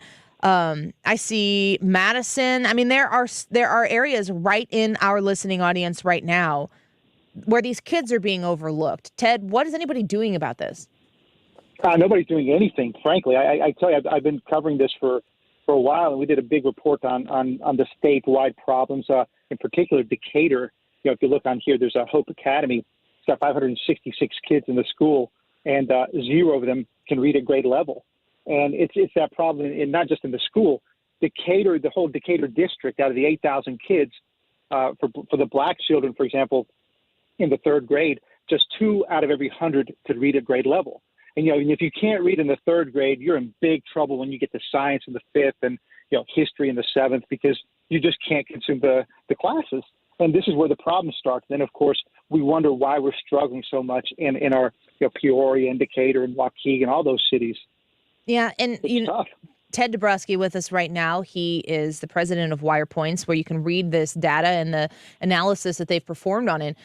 But I've also noticed, I don't know if COVID has fast-tracked this or not, but it seems as though being adequate or of a passing, at least average ability to do the subject work is not required to advance these kids on. They get left behind. They get shuffled along. They don't want to have high failure rates at these schools. So kids get passed when they shouldn't get passed because they don't understand the material. That, to me, that sustains systems. It doesn't uplift children. Annie, that's it. So all they do is they pass the kids along. We see this. We've studied it a lot, just across the whole system. They can't read in the 3rd. They still pass them to the 4th. They still are not grade level in the 4th, and they go to the 5th. And then they get to 11th grade, right, and then they get to graduation. And the reading rates in a lot of these schools are 10%. 1 out of every 10 kids can read at grade level, and yet 85%, 90% of them will graduate. And so, if you listen to Governor Pritzker's speech yesterday, he State of the State, he bragged about graduation rates, but he will never talk about what you and I are talking about right now. He will never discuss how sad it is that in many of these schools, and for blacks across the state, it's 1 out of every 10 can read at grade level. So to say it backwards, 9 out of every 10 can't read at grade level. And for Hispanics, it's 8 out of every 10 can't read at grade level.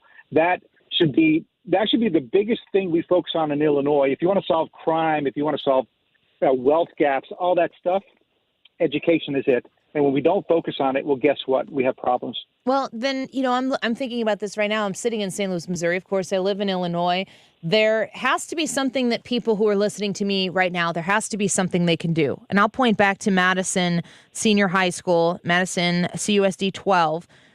159 students enrolled at this school, 0 students who are math proficient.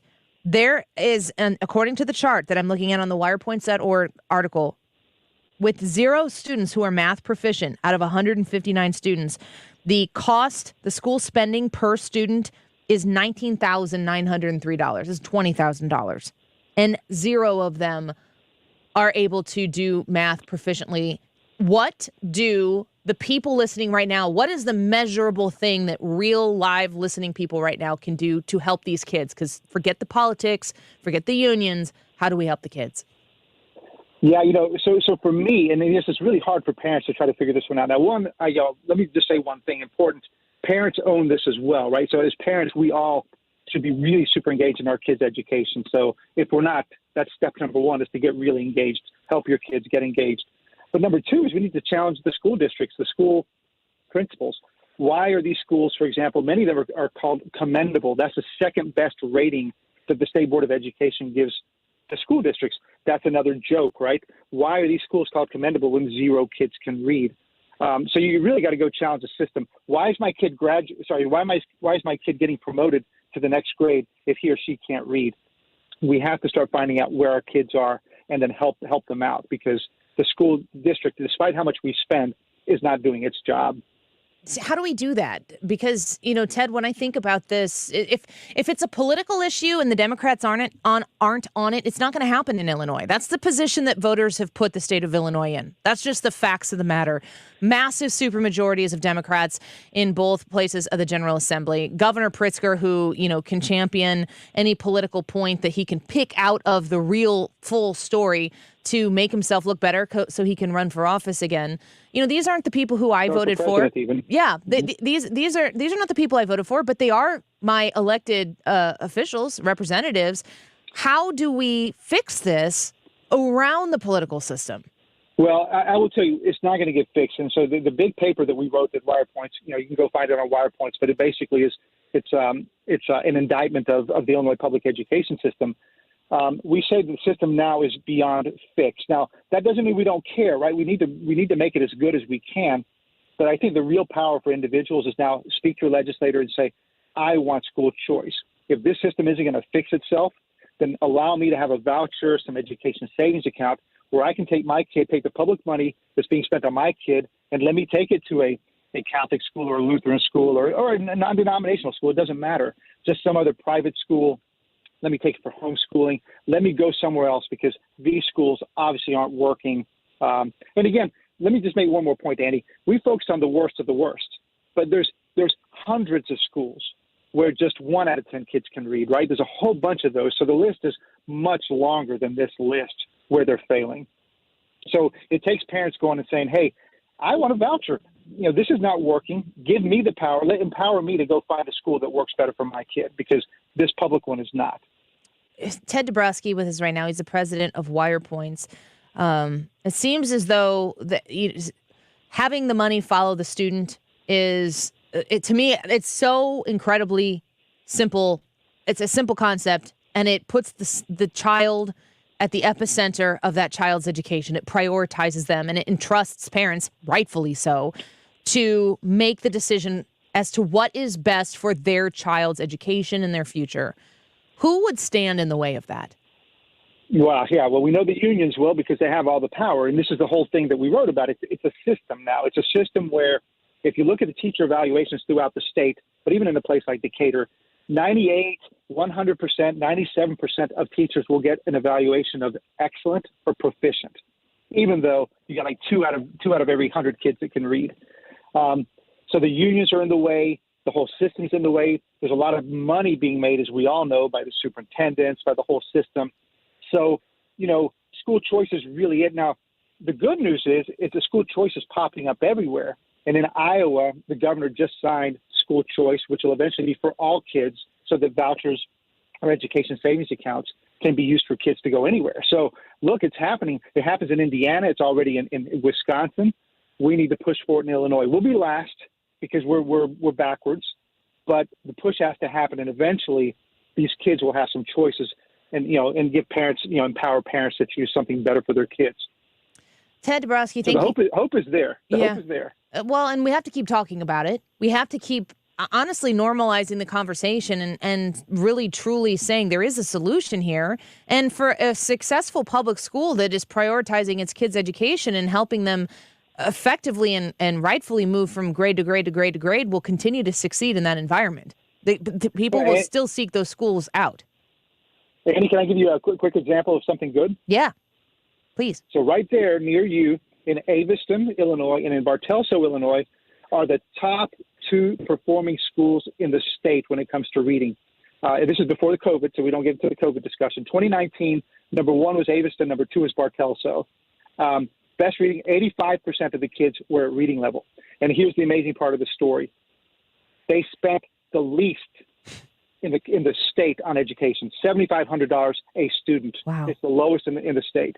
So it can be done when families and a school district unite around education and reading and values, because they're faith-based in those communities, and they have values in those communities, and the parents care. So they all get together.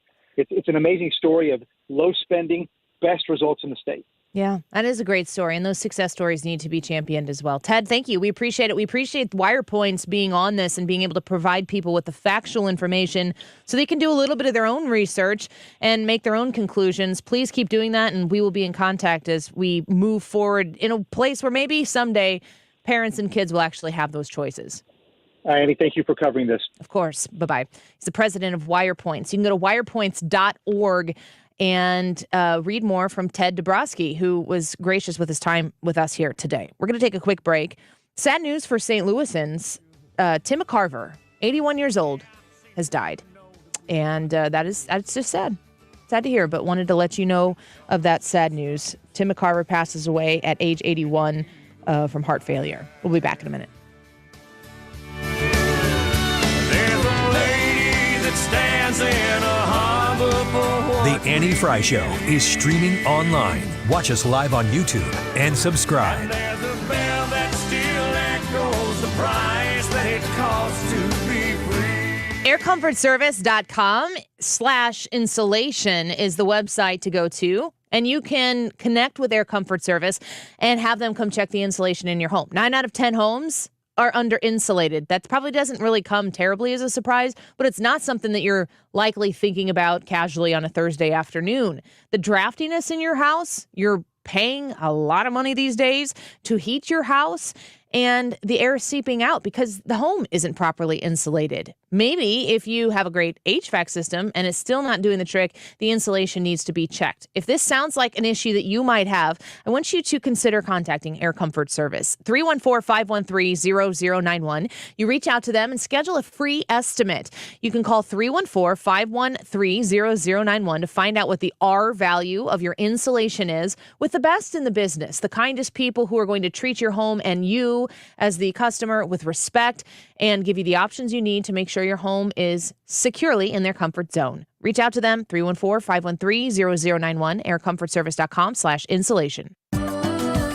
For adults with moderate to severe plaque psoriasis who are candidates for systemic or phototherapy, now there's Skyrizi, Risankizumab Riza, a prescription-only 150 milligram injection. With Skyrizi, 3 out of 4 people achieve 90% clear skin at 4 months, and Skyrizi is just 4 doses a year after 2 starter doses. Nothing in me go hand in hand.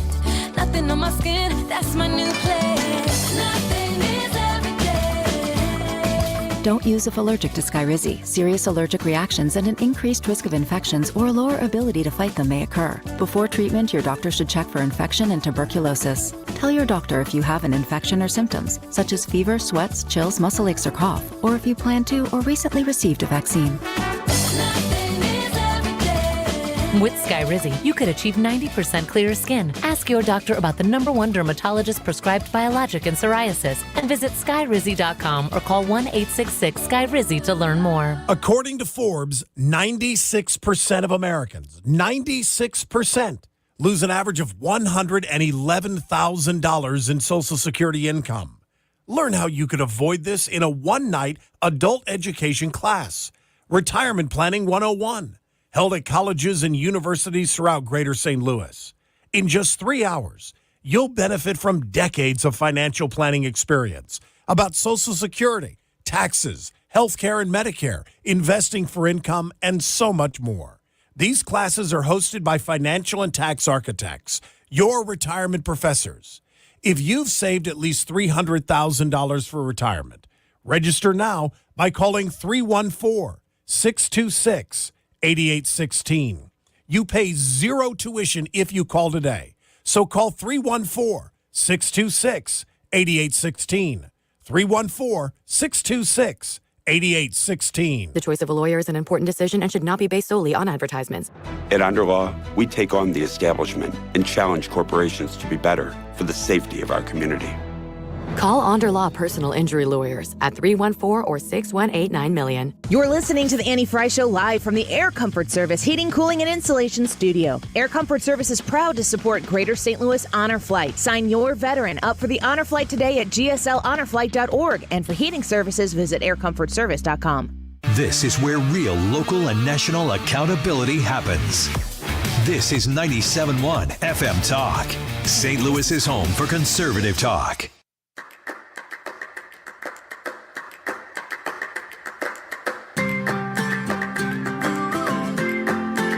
This is the Annie Frey Show. If you love somebody, better tell them why they're here, 'cause they just may run away from you. Follow Annie on Twitter at Annie Frey Show. Then again, it just depends on how long the time is left for you.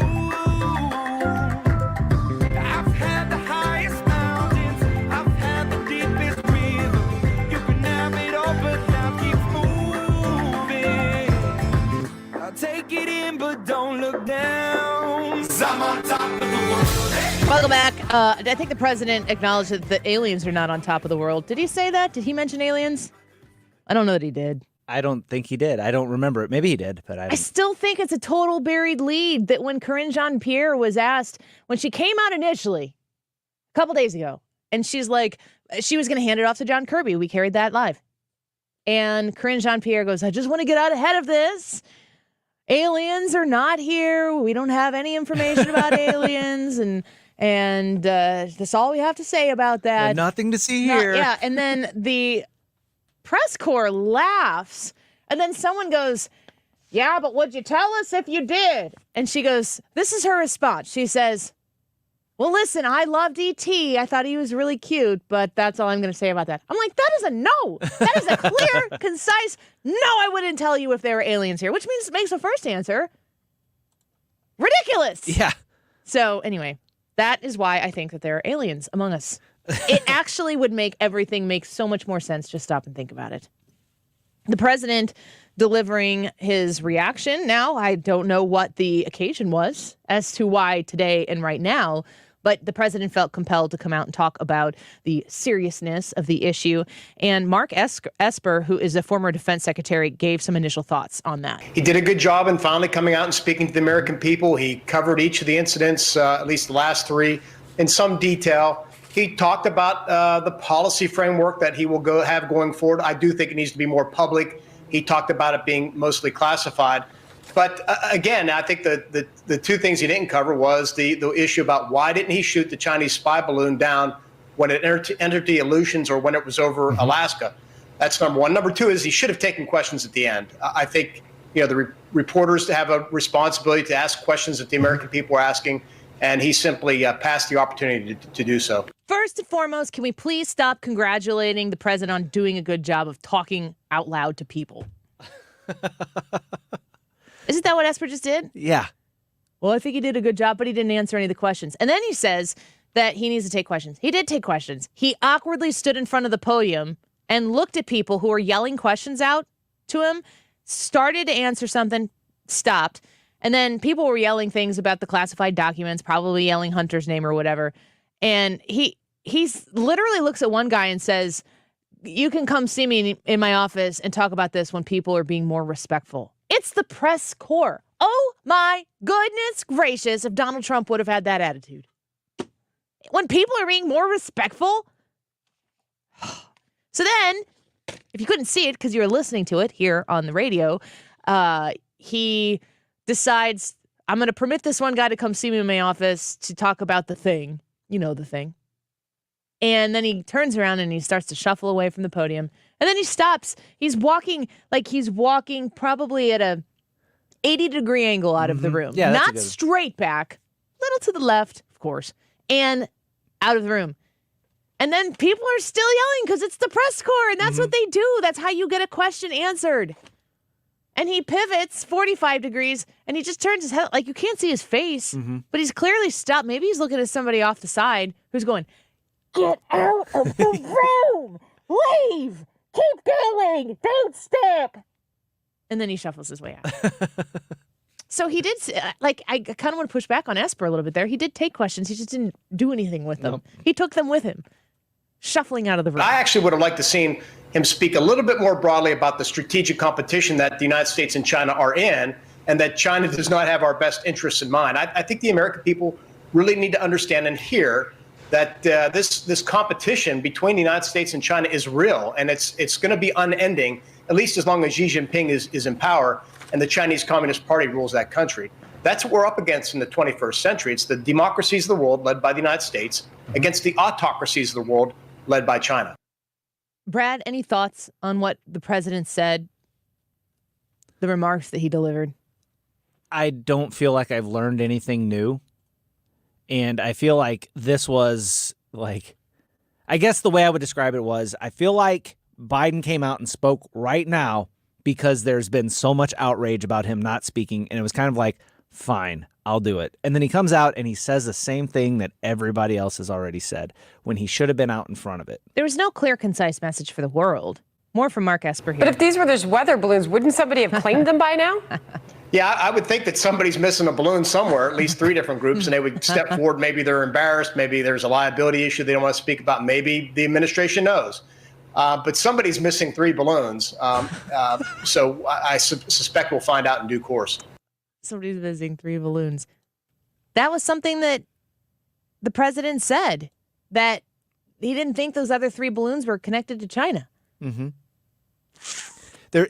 You imagine you're just an amateur meteorologist. You're sitting there and you're I'm imagining amateurs right now, but go on. You're collecting data, and all of a sudden your balloon is just, your data's gone, and you don't know what happened to it. What it's like, the heck? It just stopped reporting. And then you look up and you go, uh-oh. Oops. One more from Mark Esper. Look, I think we should send a very strong message to stop it. And it's not just the surveillance, it's the espionage in our country. It is how they're conducting, stealing our intellectual property, both military and commercial. It's all the nefarious things they're doing out there to undermine the United States and advance their own strategy of dominating the Indo-Pacific, if not the global order, by the year 2049. And they're serious about it, and we need to get more serious. And I think I would deliver a very strong message to Xi Jinping about this and push back on what they're doing. So I think you're hearing the former defense secretary saying, good for coming out and speaking. We still have a lot of questions. Take questions, answer the questions. I don't know that the president is capable of it. We're 628 days away. 628 days away from the next election. And with 628 days to go in the first term, I don't really think that the president is able to stand there and take questions and answer them in a way that actually provides information to the American people. And even more so, even more difficult for any politician of any political party is to be able to deliver that information to the American people in a way that you don't get crucified for afterwards because you kind of mumbled the words up. To be able to give straight talk, straight answers, and do so with confidence is an important part of the job. Can we talk about what you DM'd me last night? You said something about, Brad, about politicians. What do you want to? So my question is, and this is coming from watching the stuff going on with Ohio and all this other stuff. Like, I feel like as a country, as a nation, we have this perception, or as a culture even, of politicians. They are the cream of the crop. They are the best of the best. They are, intellectually superior. They know what to do. They are in control, all of this other stuff. And then you start watching stuff happen. And when things go off the rails, they kind of sit there and look at you and shrug. And you're going, well, why aren't you doing anything about this? Mm-hmm. Why did we go with this? And if you add to that the knee-jerk reaction that a lot of people were listening to, like, Brad, we don't think that the politicians are the best of us, then why are we sending them there? Yeah. I mean, maybe all of that is true. Maybe we know that they aren't the best of us. Maybe we know that we shouldn't be sending them there. But here we are. Yeah. And I will reiterate, I say this all the time. There are, 538 people in all of Congress? How many can you name? There are very good people who are serving and representing their constituents. They're not the ones that you see on the TV. Some of the ones that you see on TV are good people. I've met a pretty decent handful of people who have served in some sort of congressional capacity or state government capacity.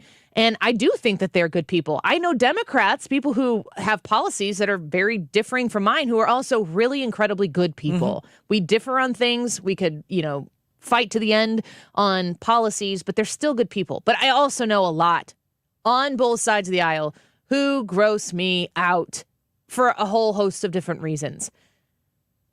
It's easy to blanketly state that all politicians are bad people. I don't think that that's true. I might be a politician one day. I don't think I'm a bad person. Maybe I'll turn into one maybe that's what the last thing that I have to do before there's people going, oh, Annie, you're a terrible person.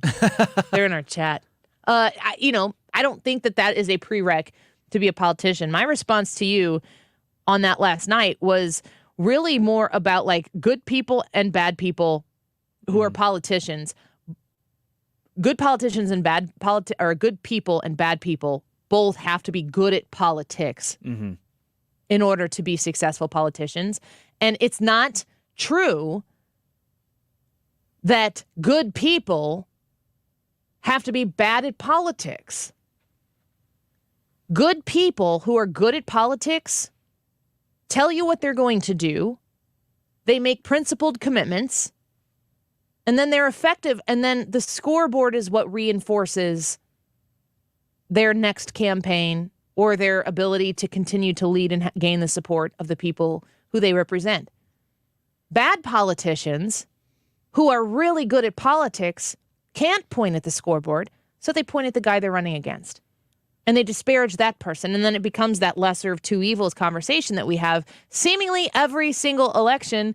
We were just saying before, if I were the Democrats and I didn't think I had anybody else to run, I'd absolutely run Joe Biden, and I'd absolutely want him to win because I wouldn't want to see Donald Trump be the president again, or I wouldn't want to see Ron DeSantis or Nikki Haley or John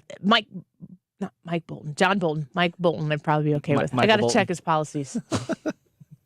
Please, and singing some sweet, sweet music. I always get him and Kenny G mixed up too, which is not fair to them. No, they're very different. I mean, Kenny similar G's, hair. Kenny G's the saxophone. Saxophone. Which I love a good saxophone. Why are we down on the saxophone? You like saxophone? We shouldn't be. Yeah, I like saxophone. Same. I think it's the best of the brass. Why? It's a woodwind. Whatever. It's got brass on it, no? It does. Yeah. It's classified as a woodwind? Mm-hmm. It uses a reed to make the noise. Mm-hmm. Like a clarinet? Mm-hmm. Okay. Didn't see this conversation going this way. Me neither. We went from a really good point I was making to debating whether saxophone is woodwind or brass. And I don't know that it's a brass, so I'm just going to concede that it's a woodwind and let you call scoreboard over there. I'm not that big. It's like, I got you, Annie. Let's get the rest of the show in here and the YouTube live chat poll, folks. When is a woman in her prime? Dom Lemon has some thoughts on that. We're going to replay you his clip at the start of the 2 o'clock hour. And don't forget to get in there and get your vote in and let us know when a woman is in her prime. The options are 20s and 30s, 40s, 50s, and Dom Lemon is the worst. We'll be right back. Hi, this is Thomas Helbig with the Retirement Advisory Group. Hi, I'm Bob Kershaw, Tom's nephew. As a family business, we are committed to protecting your retirement, whether you're nearing retirement or already retired. What if it were possible to protect you from market downturns without having to make an emotional decision to buy or sell? What if you could take advantage of a strategy that would automatically take you out of harm's way during the bad years and position you for the growth opportunity during the good years? The secret is in linking safely to the market without putting your principal at risk. By linking to the market instead of owning the market, you can participate safely on autopilot and lock in your gains without creating a taxable event. Go online at retirementkey.com for a no-obligation retirement review. Learn the strategies that have helped our clients retire with confidence for the past 36 years. And just for coming in, you'll get a copy of our latest edition book, Your Key to a Worry-Free Retirement. So go online at retirementkey.com. That's retirementkey.com. Now that Valentine's Day is over, you might not be thinking about jewelry, but maybe you're thinking about a longer-term purchase at a jewelry store. Maybe you're thinking about a nice ring set, and you want to have a place that you can go and get great customer service and help and advice and respect, of course. The Diamond Shop is the place to go. They're in Clayton. They've been in St. Louis and helping people just like you since 1910. That means a lot. They have had success as a family business. And when you go see Tom and Mona and their amazing staff at the Diamond Shop, you're going to understand quickly why they have been so successful. Their attention to detail, their respect of you, the customer, their understanding that people who come in with budgets of $40 or $50 in time have budgets of bigger than that. And that's why everybody does deserve the respect when they come in there. I appreciate so much how effective they are at making a purchase comfortable for their customers. They have 6 months, same as catch financing available for you. They have amazing discounts on jewelry on a pretty regular basis that you can become a VIP on their website and get earlier access to, go on to the website and sign up to be a VIP. Go in and visit at the Diamond Shop and mention the Annie Frey Show when you do. Go to thediamondshop.net. Have you been lied to by Washington politicians and the Wall Street propaganda machine? Hi, this is best-selling author Don Chamberlain from right here in Greater St. Louis, and I want to give you a copy of my new book, Crash Proof Wealth, because according to Time magazine, Wall Street's retirement plans and 401ks and IRAs have failed millions of Americans. After seeing the last market crash over 39%, I had enough. There may be a way to grow your money when the market goes up, potentially double digits in good years, reduce taxes, and have my principal protected if the market declines again. Call Chamberlain Group now to get my free book and talk to me personally to discover the strategy to get potential double-digit growth during good years and never lose principal if the market declines again. Call 1-800-807-3838 to discover this asset, and I'll even cover shipping and handling. No credit card required. Call 1-800-807-3838. That's 1-800-807-3838. Again, 1-800-807-3838. KFTK FM Florissant. From the Under Law Injury Lawyers, GetJim.com studio, 97.1 FM Talk. Always live on the free Odyssey app. Surveillance vehicles from any other country. But make no mistake, if any object presents a threat to the safety and security of the American people, I will take it down. The president saying more objects have been discovered recently because radar and other tracking systems have been adjusted to improve detection. A special grand jury that investigated efforts by then-President Trump and his allies to overturn his election loss in Georgia believes some of the witnesses called to testify may have lied under oath and is recommending indictments. Jurors report they found no evidence of widespread fraud in the state's 2020 presidential election. Frustration continues in eastern Ohio nearly 2 weeks after the release of toxic chemicals from a train derailment. The CEO of Norfolk Southern Railway has written an open letter to the residents here in East Palestine saying they will not walk away from the community and pledge to do more to help in the cleanup after that devastating train derailment. Now, the EPA administrator is on the ground. Senator Vance wants to see Norfolk Southern do more to help this community. He says they quickly repaired the tracks to get the freight trains moving again. Now he wants to see them do more to clean up the toxic chemicals. He says are still seeping into the groundwater. Ohio Governor Mike DeWine's office says the governor has spoken to the White House about getting federal aid. Fox's Lucas Tomlinson in East Palestine, Ohio. Pennsylvania's freshman Democratic Senator John Fetterman is back in the hospital. His office today reporting the senator admitted himself to Walter Reed Hospital last night to get treatment for clinical depression. Fetterman suffered a stroke during the campaign and was hospitalized briefly last week after feeling lightheaded. America's listening to Fox News. It's Jesse Kelly here. I can't afford to lose 30% of my 401k or IRA again, and I'm assuming you can't either. Call Oxford Gold. Securing your IRA or 401k with real gold and silver is a portfolio protection plan, and Oxford Gold has made it easy as 1, 2, 3. One app, one call, and you pick your precious metals. That's it. You now own precious metals. Call Oxford Gold today to learn more about the 1, 2, 3 protection plan. 833-404-GOLD. 833-404-GOLD. It can be dangerously easy to steal your identity during tax season because so much sensitive info is all together. Before we start the annual meeting of Sean's personal info, has anyone seen Social Security number? Not me. Nope. Nuh-uh. Oh, no. He's been stolen. LifeLock by Norton makes it easy to help protect yourself. If you become a victim, we'll work to fix it. No one can monitor all transactions, but you can save up to 25% off your first year with promo code NEWS at LifeLock.com. Identity theft protection starts here.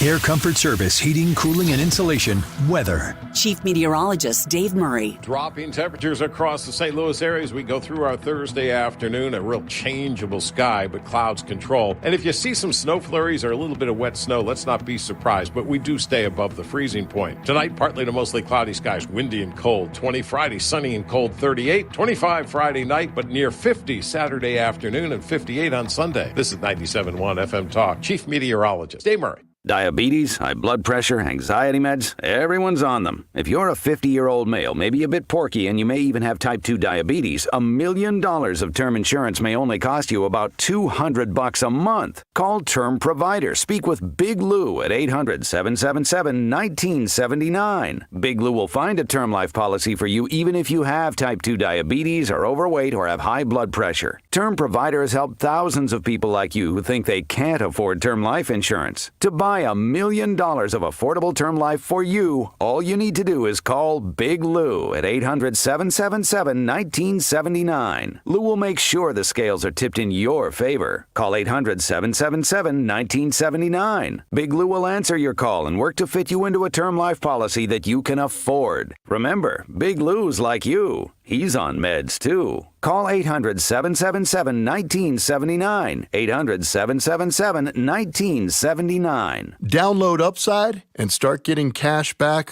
wherever you roll. It's like having your own hype man. Get an average of 17% cash back at restaurants. Oh, it's dinner time. Average of 13% on groceries. Get those groceries. 10 cents per gallon average cash back on gas. It's go time. Plus, cash back at participating convenience stores, too. Stacks on stacks. Users can earn hundreds of dollars a year, 3 times more than other apps. Upside, show me that money. All right, we get it. It's easy. Just sign up for the free Upside app and start getting cash back for doing you. Download the free Upside app and use promo code DOYOU for an extra $10 cash back on your first purchase of $10 or more. That's promo code DOYOU for an extra $10 on the free Upside app. Get cash back for doing you with the free app from Upside. The med spa at the Institute of Natural Health understands how difficult it is to maintain healthy skin and how much this can affect someone's life. With the right combination of treatments and products, they can help you keep your skin looking healthy and more youthful, while also reducing and preventing damage. Take your first step towards healthy skin at the med spa at the Institute of Natural Health. Visit them at inhstl.com or call to schedule at 314-293-8123. That's 314-293-8123. Staples Print and Marketing is committed to quality and printing perfect every time. Now at Staples, get $10 off your document printing and marketing materials order of $50 or more. Offer ends 2/25. See staples.com/store/printing for details. Try Staples and see the difference. Connect with the personalities and give your feedback. 97.1 FM Talk is on Facebook, Twitter, and Instagram. For content that's additional to the radio, join us there. That is exactly what I needed to hear. Thank God someone here knows what you're talking about. That's us. That's right. Gotta love this American ride. All right, you need to take the time and get the full picture. Come on, turn the radio on. It's Saturday and I won't be long. Don't get me wrong. I love the ladies. I mean, they rev my engine, but they don't belong in the newsroom. It is Anchor Man, not Anchor Lady. What do you want from me? I'm not America's sweetheart. Goodness sake, kid. Keep your voice down. Your father's listening to the radio. I'm not America's sweetheart. This is the Annie Frey Show. Welcome back to the Annie Frey Show. Now, we started the show off talking about Nikki Haley and Don Lemon. And if you want to hear that whole conversation, because we've ventured into this, on the Odyssey app, you just rewind, find 97.1 FM Talk, follow it. Top right, when you search 97.1 FM Talk, follow in the top right. Same thing if you search the Annie Frey Show, follow in the top right. You can rewind to the beginning of the show. Nikki Haley said that she thinks there should be competency tests for politicians running for, I think, president and Congress at 75 years and older. You take the test, you're competent, you can run. Sounds like I would expand it to everybody. Mm-hmm. Why not? Like, I mean, in reality, don't you not want an incompetent 40-year-old in office? Yeah, and I mean, Brad made the point that you have a guy right now who's barely hanging on, and John Fetterman, apparently in the hospital again. So you would want that competency for any age, not just 75 plus. Well, I think that's health. I don't want to talk about Fetterman in that context. What I want to know is if Nikki Haley is saying 75 years old, this is a political maneuver. We did talk to Hans von Spakovsky about it at 1225 as well, and he said that you'd have to change the Constitution to make this happen. Probably not going to happen. But Don Lemon is always there to help people out. This whole talk about age makes me uncomfortable. I think it's the wrong road to go down. She says people, politicians or something are not in their prime. Nikki Haley isn't in her prime. Sorry. When a woman is considered to be in her prime in her 20s and 30s and maybe 40s. What are you talking? Wait. That's not according to me. Prime for what? It depends. I mean, it's just like prime. If you look it up, if you Google when is a woman in her prime, it'll say 20s, 30s, and 40s. I don't necessarily. 40s. Oh, I got another. I'm not saying decade. I agree with that. So I think she has to be careful about saying that politicians aren't in their prime. Shut up! Are you talking about prime for like childbearing, or are you talking about prime for being president? What the facts are. Google it. Everybody at home. When is a woman in her prime? It I'm says not 20s, agreeing 30s, with it. and 40s. These are I'm the just facts. saying Nikki Haley should be careful about saying that politicians are not in their prime and they need to be in their prime when they serve, because she wouldn't be in her prime according to Google or whatever it is. Now, I gotta say, when I hear something like this and it hits my feed right before the show starts, it's just like candy to a child. I have to calm down, Annie. And not in the he made me mad way. That is hilarious. Oh, yeah. That Don Lemon is like, Nikki Haley is not in her prime. And then he says, sorry. He also goes, you are sorry, dude. You're a sorry dude. They go, well, what do you mean by prime? He goes, prime. That was his answer.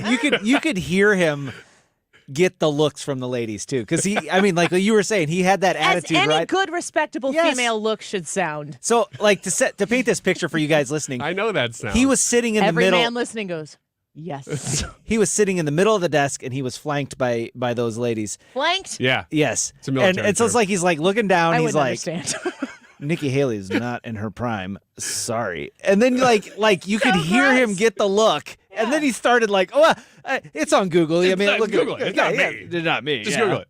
But I agree with him. It's facts, but it's not me. Scooter wants to know if he should be canceled. No, he should absolutely be promoted.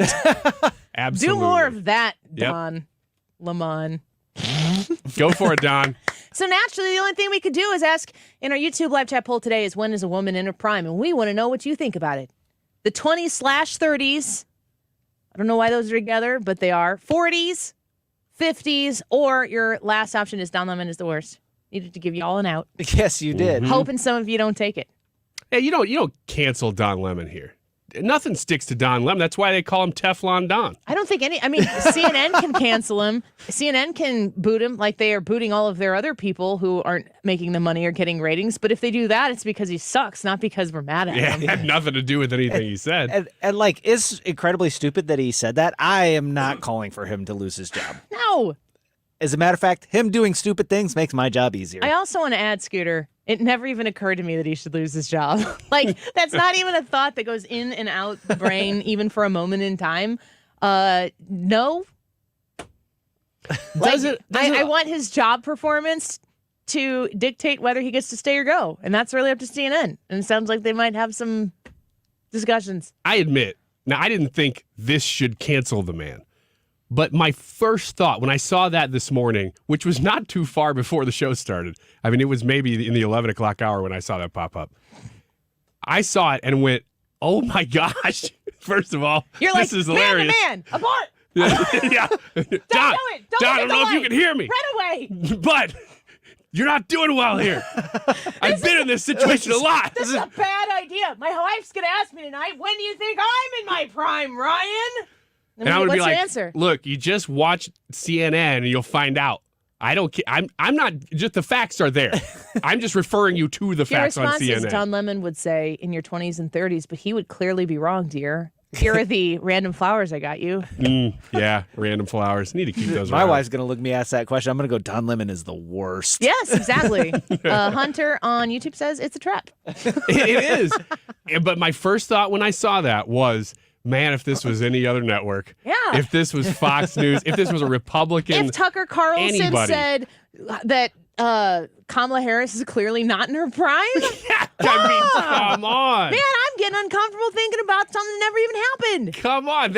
I really think that if it were somebody else, if it were Jesse Waters saying this, the dude could maybe be on the brink of being canceled. He at least would be by the majority of the media. I don't know about the network, but Tucker is going to tee off on this. It's going to be glorious. It's going to be great. Yeah. I mean, if you can sit and watch Tucker and understand what he's doing. Tucker always, in my opinion, has very well thought out points. And it doesn't matter, the point A of what he starts with and the point B of where he gets to. He says a lot of things. He does a lot of things. His chyrons are hilarious. He had Pete Buttigieg on his bike with his.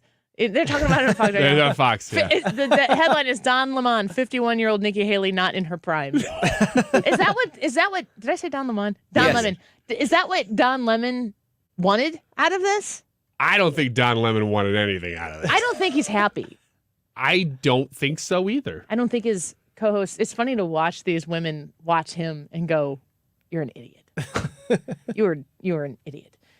And he's so. The thing that frustrates me is that I would rather Don Lemon just be like, I think Nikki Haley is the worst, and she would drive this country into the ground. But he's got to be like Regina George about it, and that makes me really, really mad. Like. You think Joe Biden's not in his prime? Nikki Haley's not in her prime either. You know why? Because women are in their prime in their 20s and 30s. You're, like you said, flanked by two young women who are in their 30s, from what I understand. Maybe 40s, based on the reaction of that one who goes, we got an extra decade now. Yeah, she said we got an extra. Yeah, the future is bright. Thank you, Don Lemon.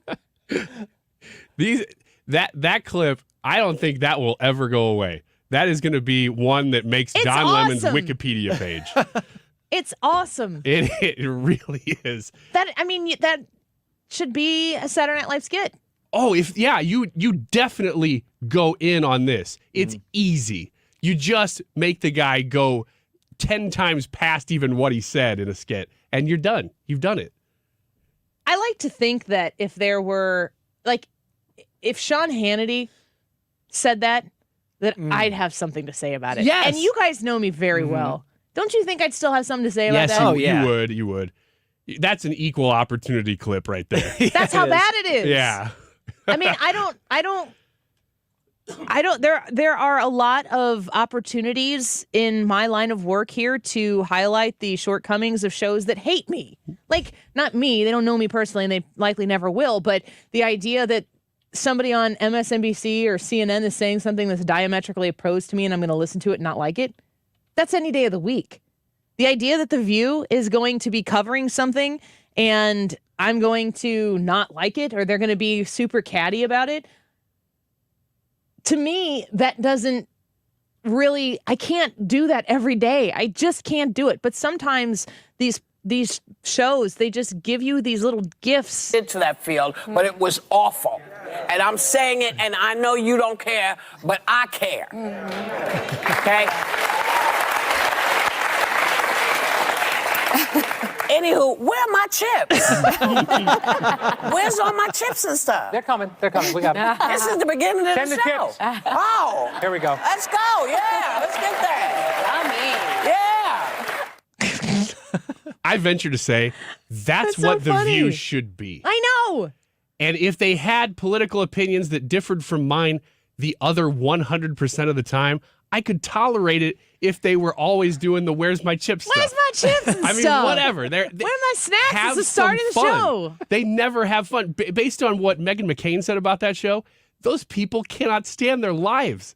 No, they can't hate stand everything. each other and everything. That's the first time I've ever heard anything funny come from a comedian. I love it. Whoopi Goldberg. I love that her chips were so important. She's if you watch the clip, she pans directly and they talk to the camera when they're going to promote, like, okay, stay tuned because we don't want you to go away during these commercial breaks. Where's my chips? and I'm like, I think that's relatable across the party aisle. I do too. I think that there are people who sometimes are in the mood or the need for snacks, and you want to know what your snacks are. Everybody else doesn't have a camera they can look into and manifest them into reality in front of them. Like they say but with Whoopi Mick does, Jagger. and I say to her, congratulations on that success. Where's my chips? That needs to be a clip. Where can I look right now and demand chips and get them? Nowhere? I don't know that I can. Hannah's not in the studio. If she were, you couldn't demand it anywhere. If I demanded chips and she like that and she brought them to me, we would sit down and have a professional conversation later about self-respect and how she shouldn't let me treat her that way. Every time I hear the clip, I think of John Mulvaney talking about when he met Mick Jagger. And every time Mick Jagger goes anywhere, he can just go, Diet Coke. and a Diet Coke just appears in his hand. Yeah. It's the same kind of thing. I think you should probably maybe work toward that. Maybe not today, but tomorrow. Put me away when I do that. I don't know. Find your thing. Find your Whoopi Goldberg's chips and your Mick Jagger Diet Coke and make it yours. What would it be? I don't know. We know what mine would be. Well, it'd be kombucha and... I don't want that, though. It's not something I'm like desiring. It's just the thing. What would I like to just demand? What would you demand? You can't demand candy. I can't anymore. I would demand sugar-free gummies and a low-sugar smoothie. Smoothie! And I'd do it like that. Is Smoothie King still downstairs? I don't think so. Do you ever get Smoothie King? Yeah, I like Smoothie King. They have one in Edwardsville. It's delicious. They have a Slim and Trim. I think it's low sugar. Very low. Done. Calorie. Slim and Trim me. Slim and Trim smoothie! Aye! Slim and Trim smoothie. I'm kind of mixing my Australian and pirate. Which I really didn't know that I had the ability to do both, and I'm not even sure that I actually have. pirate. They have pirates too, don't they? I think that's where it was filmed. What? Pirates of the Caribbean was filmed at Smoothie King? Australia. I didn't know. Anywho, when is a woman in her prime? I'm 38, so you're probably going to vote 20s. Yeah, definitely don't vote for that. The Annie Frey YouTube channel. We need your comments and feedback on that Don Lemon clip. Really quite something. My chips, please. He's also so academic about everything that even when he's talking down to this panel of women. He's like, you can't understand why this is the case because you're women. Yeah, but if you Google it. Look, Google it. That's where I found it. You're it's obviously a fact. past your prime. One of them should have been like, duck, duck, go. We'll be right back. This is the Annie Frey Show. Follow Annie on Twitter @AnnieFryShow.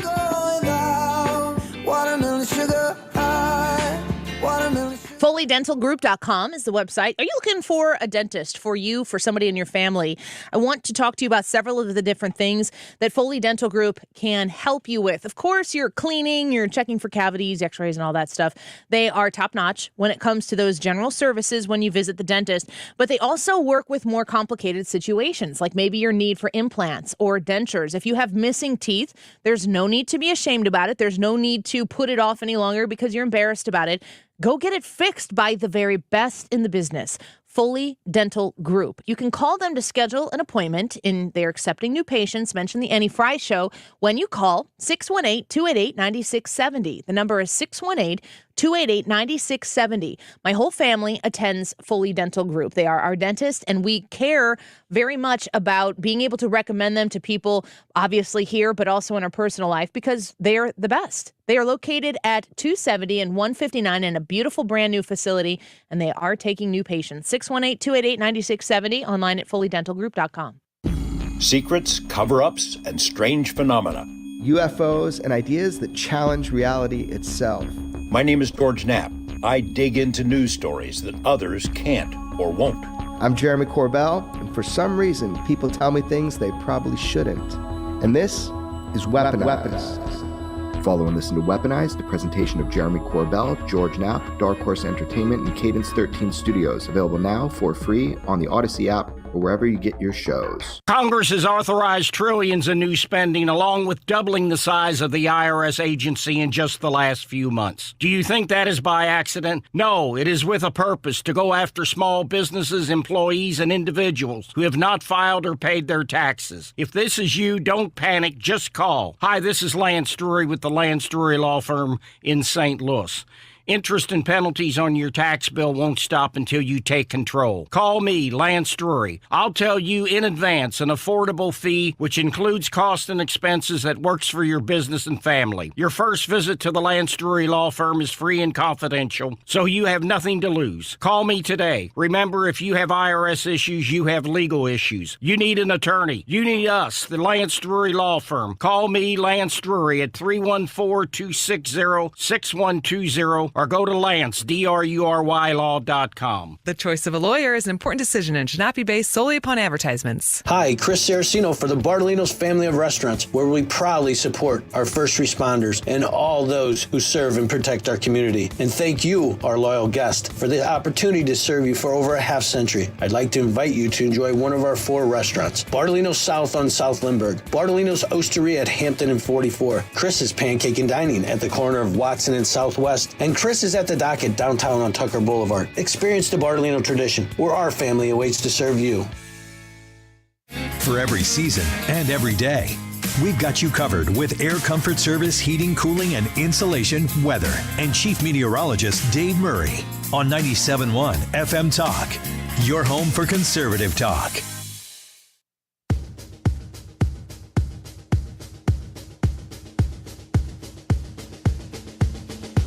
This is the Annie Frey Show.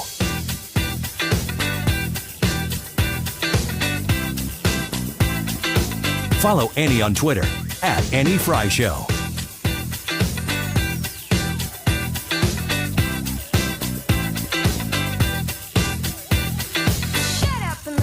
I could talk about Don Lemon for 3 hours today and be happy the entire time I was talking about it. I won't, but I will encourage you to go vote in the YouTube live chat poll. When is a woman in her prime? Is it her 20s/30s, 40s, 50s, or Don Lemon is the worst? Those are your options. Go vote in the Annie Frey YouTube channel where we are broadcasting live and in the live chat portion.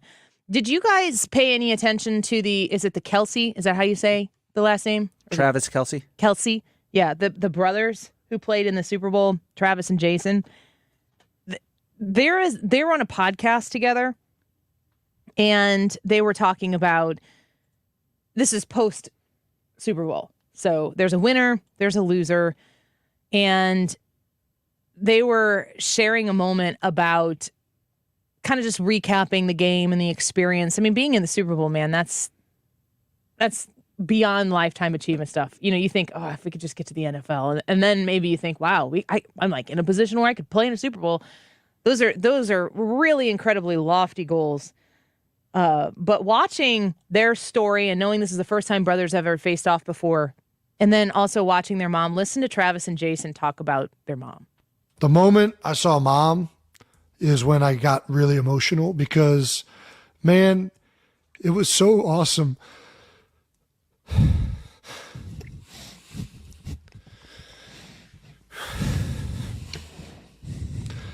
It was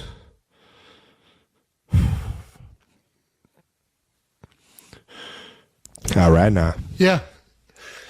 Oh man. It was awesome for, she was on top of the world for a week. She was the heavyweight champ, man. She was on top of it and she shined the whole time, man. That was the coolest part. Mom, you absolutely killed it. Dad, you've been killing it. Yep. It was just so cool, man, to see, her get to celebrate in that with us. Yeah, I'm with you, brother. It was an awesome moment. Just so happy for her and so happy that, she got her moment. Dad got his. So, yeah, I was the only, ironically, you lose the Super Bowl and you're crying after the game, and they're not tears of sadness. They're tears of joy. It was pretty awesome to watch them have this conversation. There's video that goes along with that. But I don't know, Brian, how you feel about this. You've got twins, so I assume that and your twins are boy, girl. Mm-hmm. They won't play in the Super Bowl against each other, probably. They absolutely could. Well, what's wrong with depending you? on when a What's the woman's matter in with her you? prime. Well, you dream crusher. Look, you guys just assumed that I was talking about my daughter not playing the Super Bowl. I was talking about my son. No, it doesn't you're still matter a dream who. crusher. No, you assumed that we assumed. How long can we go? Don't you know like the whole story of Jason Kelsey? He was like almost out of football, and his parents, he didn't get picked for college, and his parents encouraged him to keep going, and then he played center for the second best team in the NFL this year. Of course I knew that. What am I, an idiot? Maybe. Don't crush your kids' dreams, Ryan. I would never do that. So they might play against one another in the Super Bowl? I just doubt it. If your kids were facing off if you had two children who were, I mean, even your boys could potentially face off in a very high-profile game at some point. And I'll be honest, high profile doesn't have to be high profile for the world. It could just be, inside your family. When I watched the mother go through this, and she certainly had a lot of attention on her, as she should. There was nothing wrong with that. This says a little bit about my personality, but I was immediately sad for her that one of her sons would lose. Mm-hmm. As a mom, I put my mom hat on here, which honestly I never really take off. If I had two kids competing against each other, and I knew that meant one of them was going to win the Super Bowl, but I knew that one of them was going to lose the Super Bowl, sadness would be my emotion. Is that unusual? Yeah, I think so. I think that is. I think that you would just be happy because you knew that this was such a big deal. I don't know that it would really to me anyway, it wouldn't matter who was going to win because it's so cliche. It's not about mattering won. who wins. It's the guarantee that one loses. Yeah. And if you have, everybody else has a son that's playing there. They all have mothers or fathers, but if their mothers are still living, they don't want to watch their son go through that heartache of losing that game and making it to that moment. I mean, of course, down the road, being able to play in a Super Bowl, that's amazing and awesome, and to be, mad respect to be able to get that far in your career. But as a mom, you would never want to watch your child go through that loss. And you would still be proud of them for getting there, but it's not that you're ashamed that they lost. Your heart is with them. Mm-hmm. They are your heart outside of your body. And so you know that if they're going to go through that it's going to be painful for them. And as a mom, you feel the pain. Yeah. Am I crazy? No, you're not crazy, because you're looking at a situation where both of your kids are going to come to the point where they're going to achieve the pinnacle of what they set out to do, their dream. Every kid, I'm sure those young men, when they were kids, dreamed about winning the Super Bowl. And she knew before that game kicked off that one of them was going to win the Super Bowl and achieve his dream, and the other one was going to fall just short of achieving his lifelong dream. And there's no other way around it because they're not on the same team, and that just kind of crushes you. Quick Rick says, I get sad for the mom in the Dobbs commercial having to choose between the two sons. Wait, I don't know this commercial. Oh my gosh, I don't know that's this great. commercial. The Dobbs tire commercial? No, I don't know this. What is this? It's already funny. They're at Dobbs. Yeah, they're at Dobbs, and she's buying tires. Yeah, clearly. And she's like, I'm going to go with blah, blah, blah's tires instead of yours. She has to pick between her two sons of which one she's going to buy tires She has no from. shame when she picks her choice either.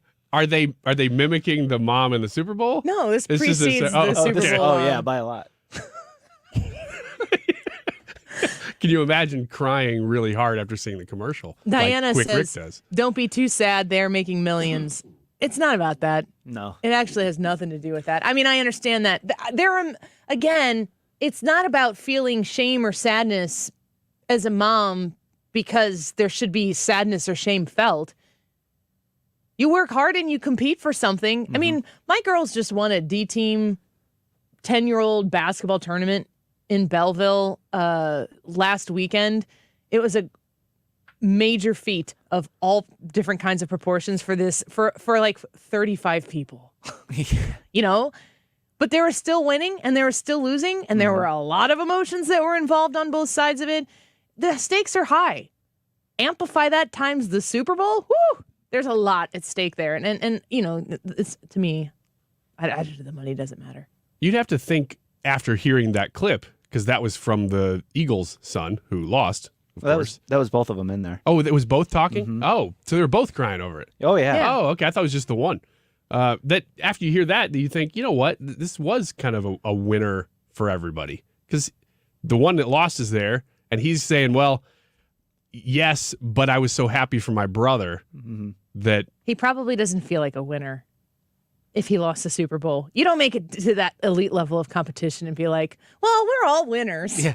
At least we had a good time. You go, I want to get in the Super Bowl next year and win it, and I want to beat my brother doing it. It's probably what the attitude is. Hunter says, Annie, if your son played for the Cubs, would you root for the Cubs when they play for the Cardinals? I would absolutely root for my son. Are you kidding me? In fact, I've talked about this here. what's his name? Houck's first name, Tanner. Tanner Houck is from here. Yeah. And he pitches for Boston, the Boston Red Sox. And I know his dad very well, and his dad is a diehard Cubs fan. There's no way in heck he's not rooting for his son to succeed. There's a Neil Kotz pitched for the Chicago Cubs, Mhm. and his mom taught at O'Fallon, and she's a Cardinals fan until Neil comes home to pitch. Absolutely the way it should be. What about you? Would you cheer for your favorite team or your favorite child? I'm no fair weather fan, so I'm choosing the team, obviously. You just want to endorse the Cardinals. Ryan actually writes the kid out of the will for playing for the Cubs. You sign with them, you're dead to me. How dare you? You can't just bandwagon, you know? Like, oh, yes, I have a kid, but I've been a Cardinals fan for longer than I've had my child. That's the worst. That's the worst.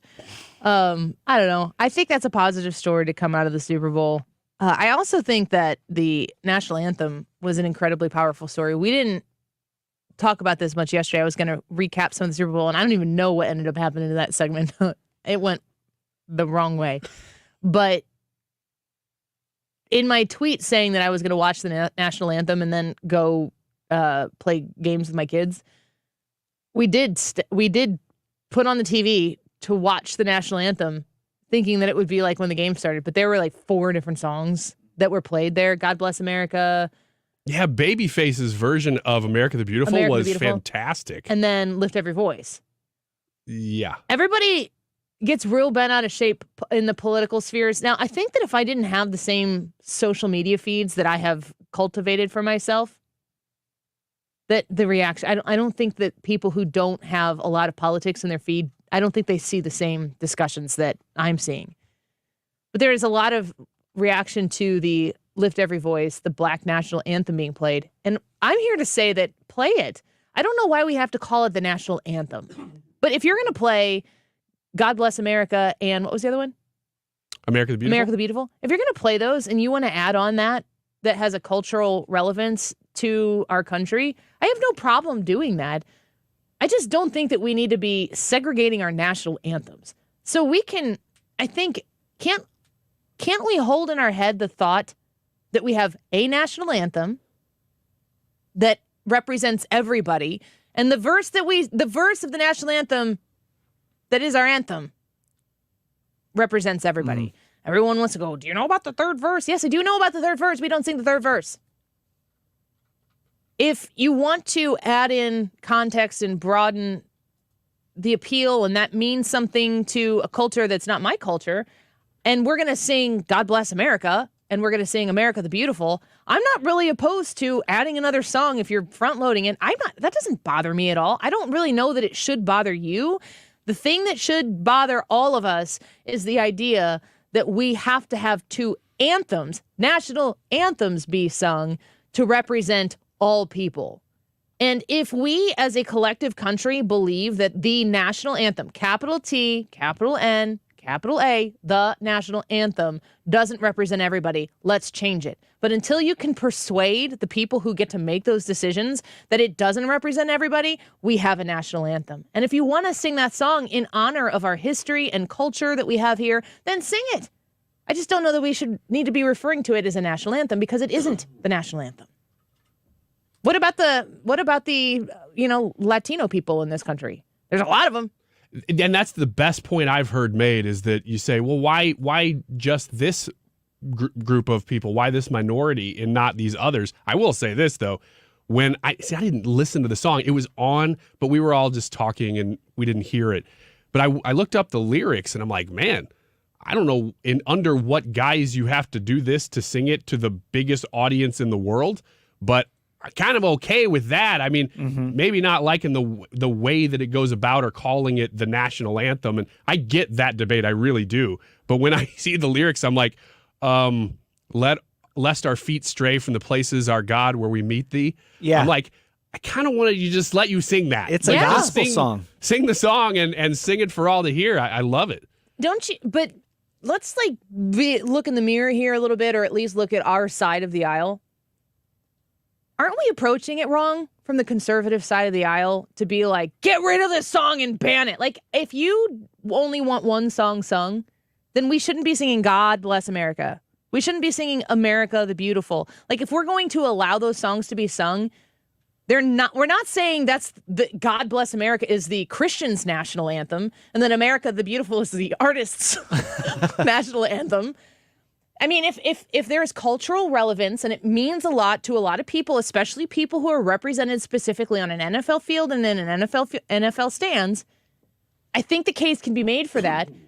Celebrate it, understand and listen to the words, but still understand that we just do have one national anthem. Seems like a compromise to me. Seems like the anger towards the song is anger that is easily placed on the song that is actually meant for something else. And if you actually want to solve that problem and not be angry anymore, you should talk about the real thing that you're upset about.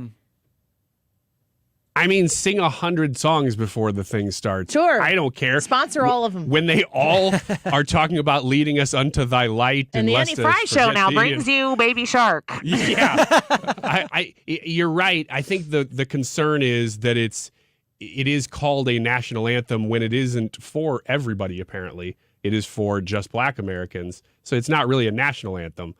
And when you divide people up like that, that's what people have concern with, is you go, well, why are you doing this to be divisive?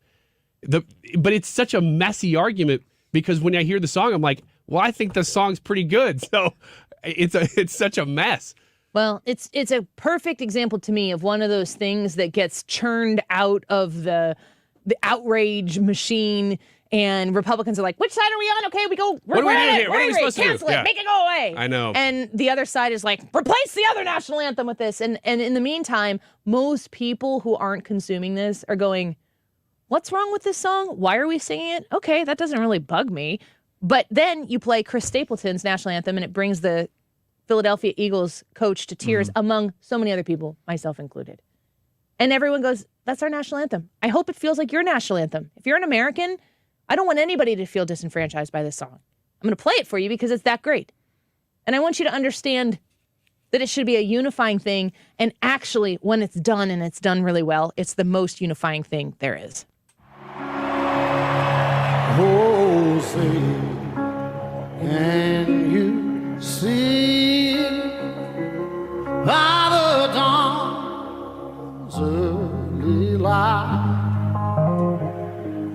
what so proudly we hailed at the twilight's last gleaming, whose broad stripes and bright stars through the perilous fight, oh, the ramparts we walked were so gallantly streaming, and the rockets regular upon spur, singing out, yeah, through the night, that our flag was still there. Oh, say, does that star-spangled banner yet wave? Oh, the land of the free and the home of the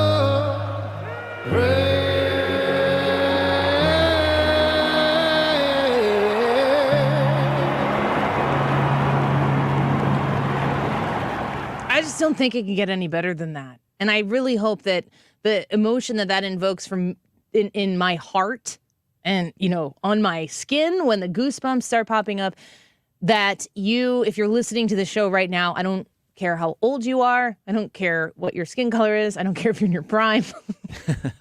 That's not a big important thing to us here. That you feel nationally united behind that. When you're talking about the bombs bursting in air, that the Star-Spangled Banner was still there. And I think about the people in my life and in my family, including my grandfather who fought in World War II in the Pacific Theater, and these people who have all signed up of all walks of life and wealth and race and religion have all said, this is the most important thing, that we come together to protect this thing here. That should be for everybody. And if we live in a country where it doesn't feel like it's for everybody, be willing to listen why people feel on the outs to that, and be willing to have conversations. Don't listen to all the screeching from people on both sides. We'll take a quick break. We'll be back with the poll results in a minute. This is the Annie Frey Show. Find the podcast, on-demand audio, and more at 971talk.com/Annie.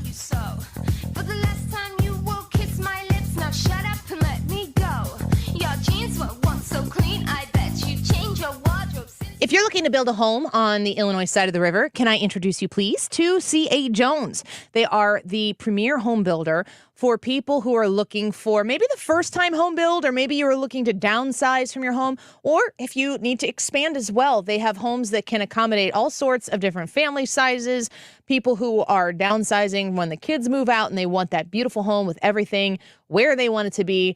I have looked at cajonesinc.com to see what kind of layouts they have that would suit my family. So we've got 4 kids. Right now, we don't have enough bedrooms to accommodate everybody. A lot more doable right now while the kids are young. We know that that might pose a challenge in the future. C.A. Jones can help you solve these problems. They are an energy certified home builder. They provide you a 10-year builder limited warranty, including a lifetime waterproof warranty. And they are very, very, very invested in making your home as energy efficient as it possibly can be.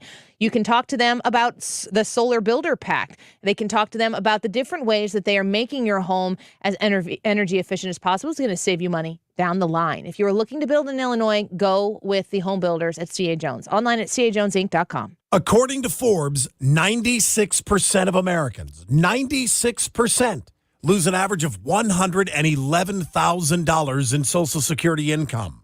Learn how you could avoid this in a one-night adult education class. Retirement Planning 101, held at colleges and universities throughout Greater St. Louis. In just 3 hours, you'll benefit from decades of financial planning experience about Social Security, taxes, healthcare and Medicare, investing for income, and so much more. These classes are hosted by financial and tax architects, your retirement professors.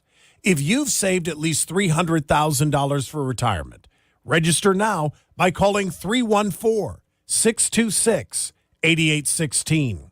You pay zero tuition if you call today. So call 314-626-8816. 314-626-8816. Just like golf, investing your money can be tricky.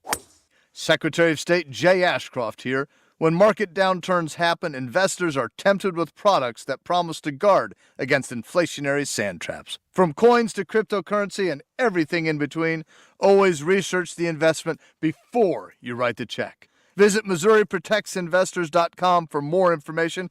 That's MissouriProtectsInvestors.com. Paid for by Investor Education and Protection Fund. Studio Air Comfort Service offers insulation services. Did you know 9 out of 10 homes are under insulated? Increase your energy savings and comfort with better insulation. For details, visit aircomfortservice.com. Get ready for a night of enjoying some fine bourbon. Mark Cox here. Join me Thursday, March 2nd for a one-of-a-kind bourbon tasting event at the Clayton Wine House. Sample spirits from Redwood Empire, New Riff, Old Dominic, Green River, Garrison Brothers, Four Roses, Devil's River, and even my very own barrel pick from Oak and Eden. Tickets include tastings and appetizers. Get yours at 971talk.com/events. That's 971talk.com/events. Hope to see you there.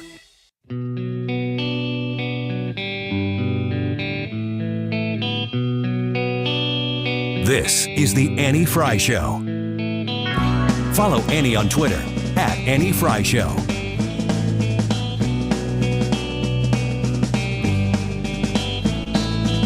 Well, I took a walk around the world to ease my troubled mind. I left my body lying somewhere in the sands of time. But I watched the world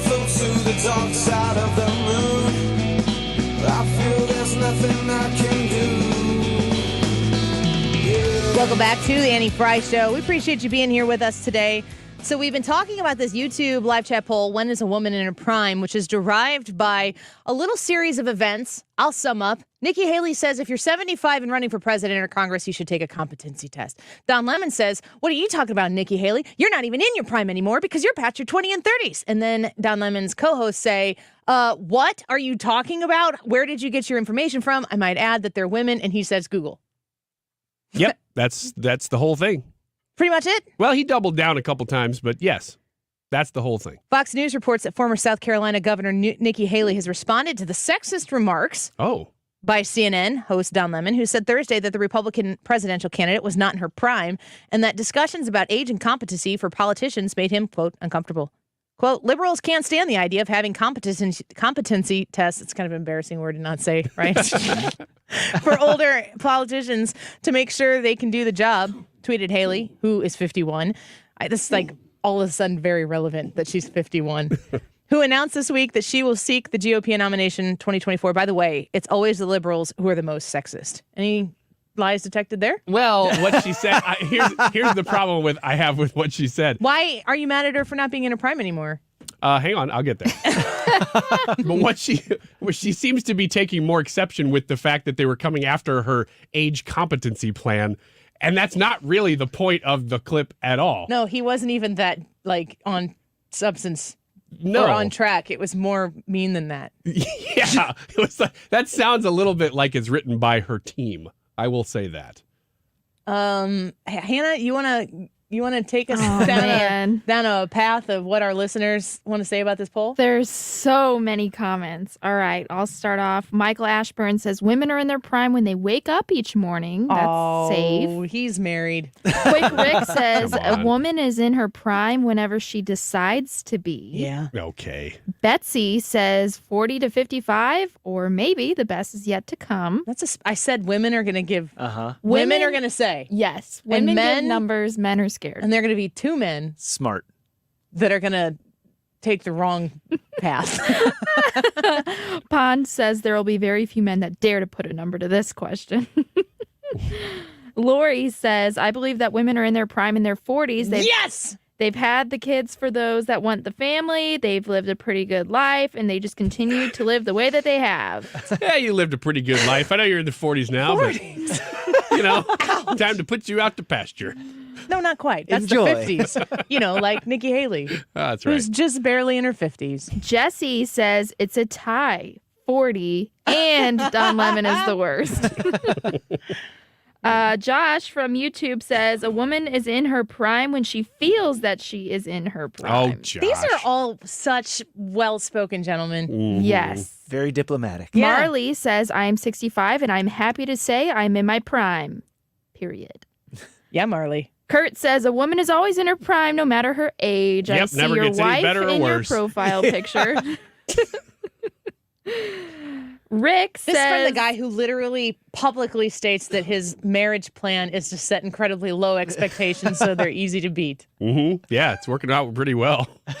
I mean, she's still there. Mm-hmm. Rick says great. a woman is at the prime of her life when she still is pleasant company and isn't jaded to life and isn't complaining all the time. Whoa, hey, Rick. Hey there, Rick. I don't know if Rick is. Rick, how you doing there, buddy? If I say Rick Richards, are you going to look at me? Is that you? Wait a minute. Is that a burner account for Yeah. you? Sheepdog said my wife is grade A #1 prime and she is 57. Yeah, piece of meat is what women he's saying. love to be referred to as meat. Grade A. Grade A #1 prime. What's that movie? And she's Heinz 57. What's the movie? It's an Adam Sandler movie. Grade A. It's on a recording. Gosh, come on, somebody listen. This is just It's like an Adam Sandler movie, and it's on a recording. Grade A. Somebody's recording somebody. This is terrible radio. Keep going, Anna. Somebody knows what I'm talking about. Answer it in the comments. Okay. More comments. Dirk says, I voted Don Lemon is the worst. My wife and I met in our 30s and we're in our 50s, and she still is in her prime to me. That is very, very sweet. To you. Cuban says, I refuse to answer that poll question in the presence of my wife. All right, go in the other room. Wow. Yeah, tell us what you really think by going in the living room. Mark Reed says, I wonder if his wife knows that his YouTube name is Human F Being. Like, is that secret in your house or just here on the Annie Frey Show? That's just how they talk to each other. Yeah. Big Daddy. Yes. I'm not talking to you. You sure? That's the movie. That's the Adam Sandler movie. I thought you were talking to Human F Being. Yay, Big Daddy. I said, that's how they talk to each other. And you go, yeah, Big Daddy. Okay. I was implying the opposite. We're reading more comments, Ryan. Okay. Better get to reading.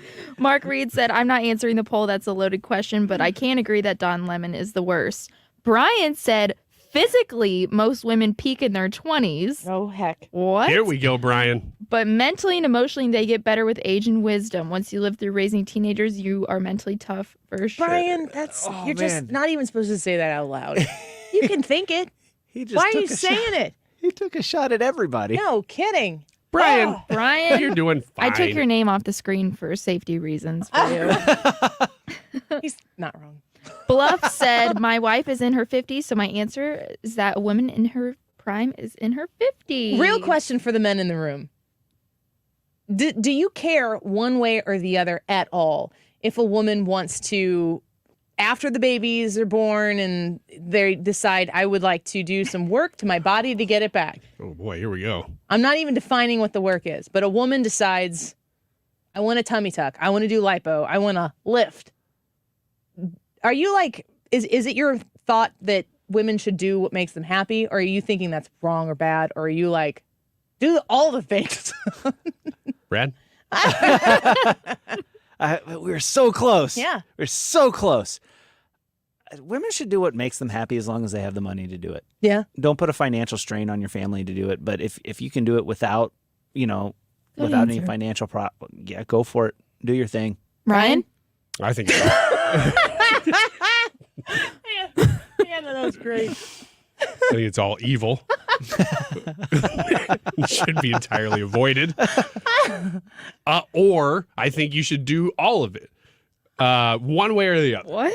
And really anything in between. So actually your only opinion here is that it shouldn't be about what makes a woman happy. It should be all or nothing. So does that mean we're okay with what Madonna has done?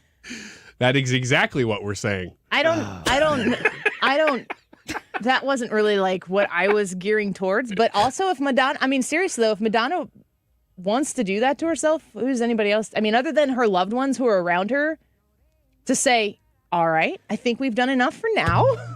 Let's think about this a little bit. All right. You know what she needed? She needed wigs. Yeah, because I would have been like, nope, that costs too much. All right. When is a woman in her prime? In her 20s or 30s, her 40s, her 50s, or is Don Lemon the worst? 56% of the people said that Don Lemon is the worst. 56%. That is the correct answer. 20% say in their 40s, 16% say in their 20s or 30s, and 8% say in their 50s. I'm on my way. I guess. The future is to bright. Don Lemon is the worst. Stick around. Mark Reard's next. My son Finn was born with congenital heart disease. He ended up spending about the first 8 months of his life in the hospital. During that time, he endured 10 surgeries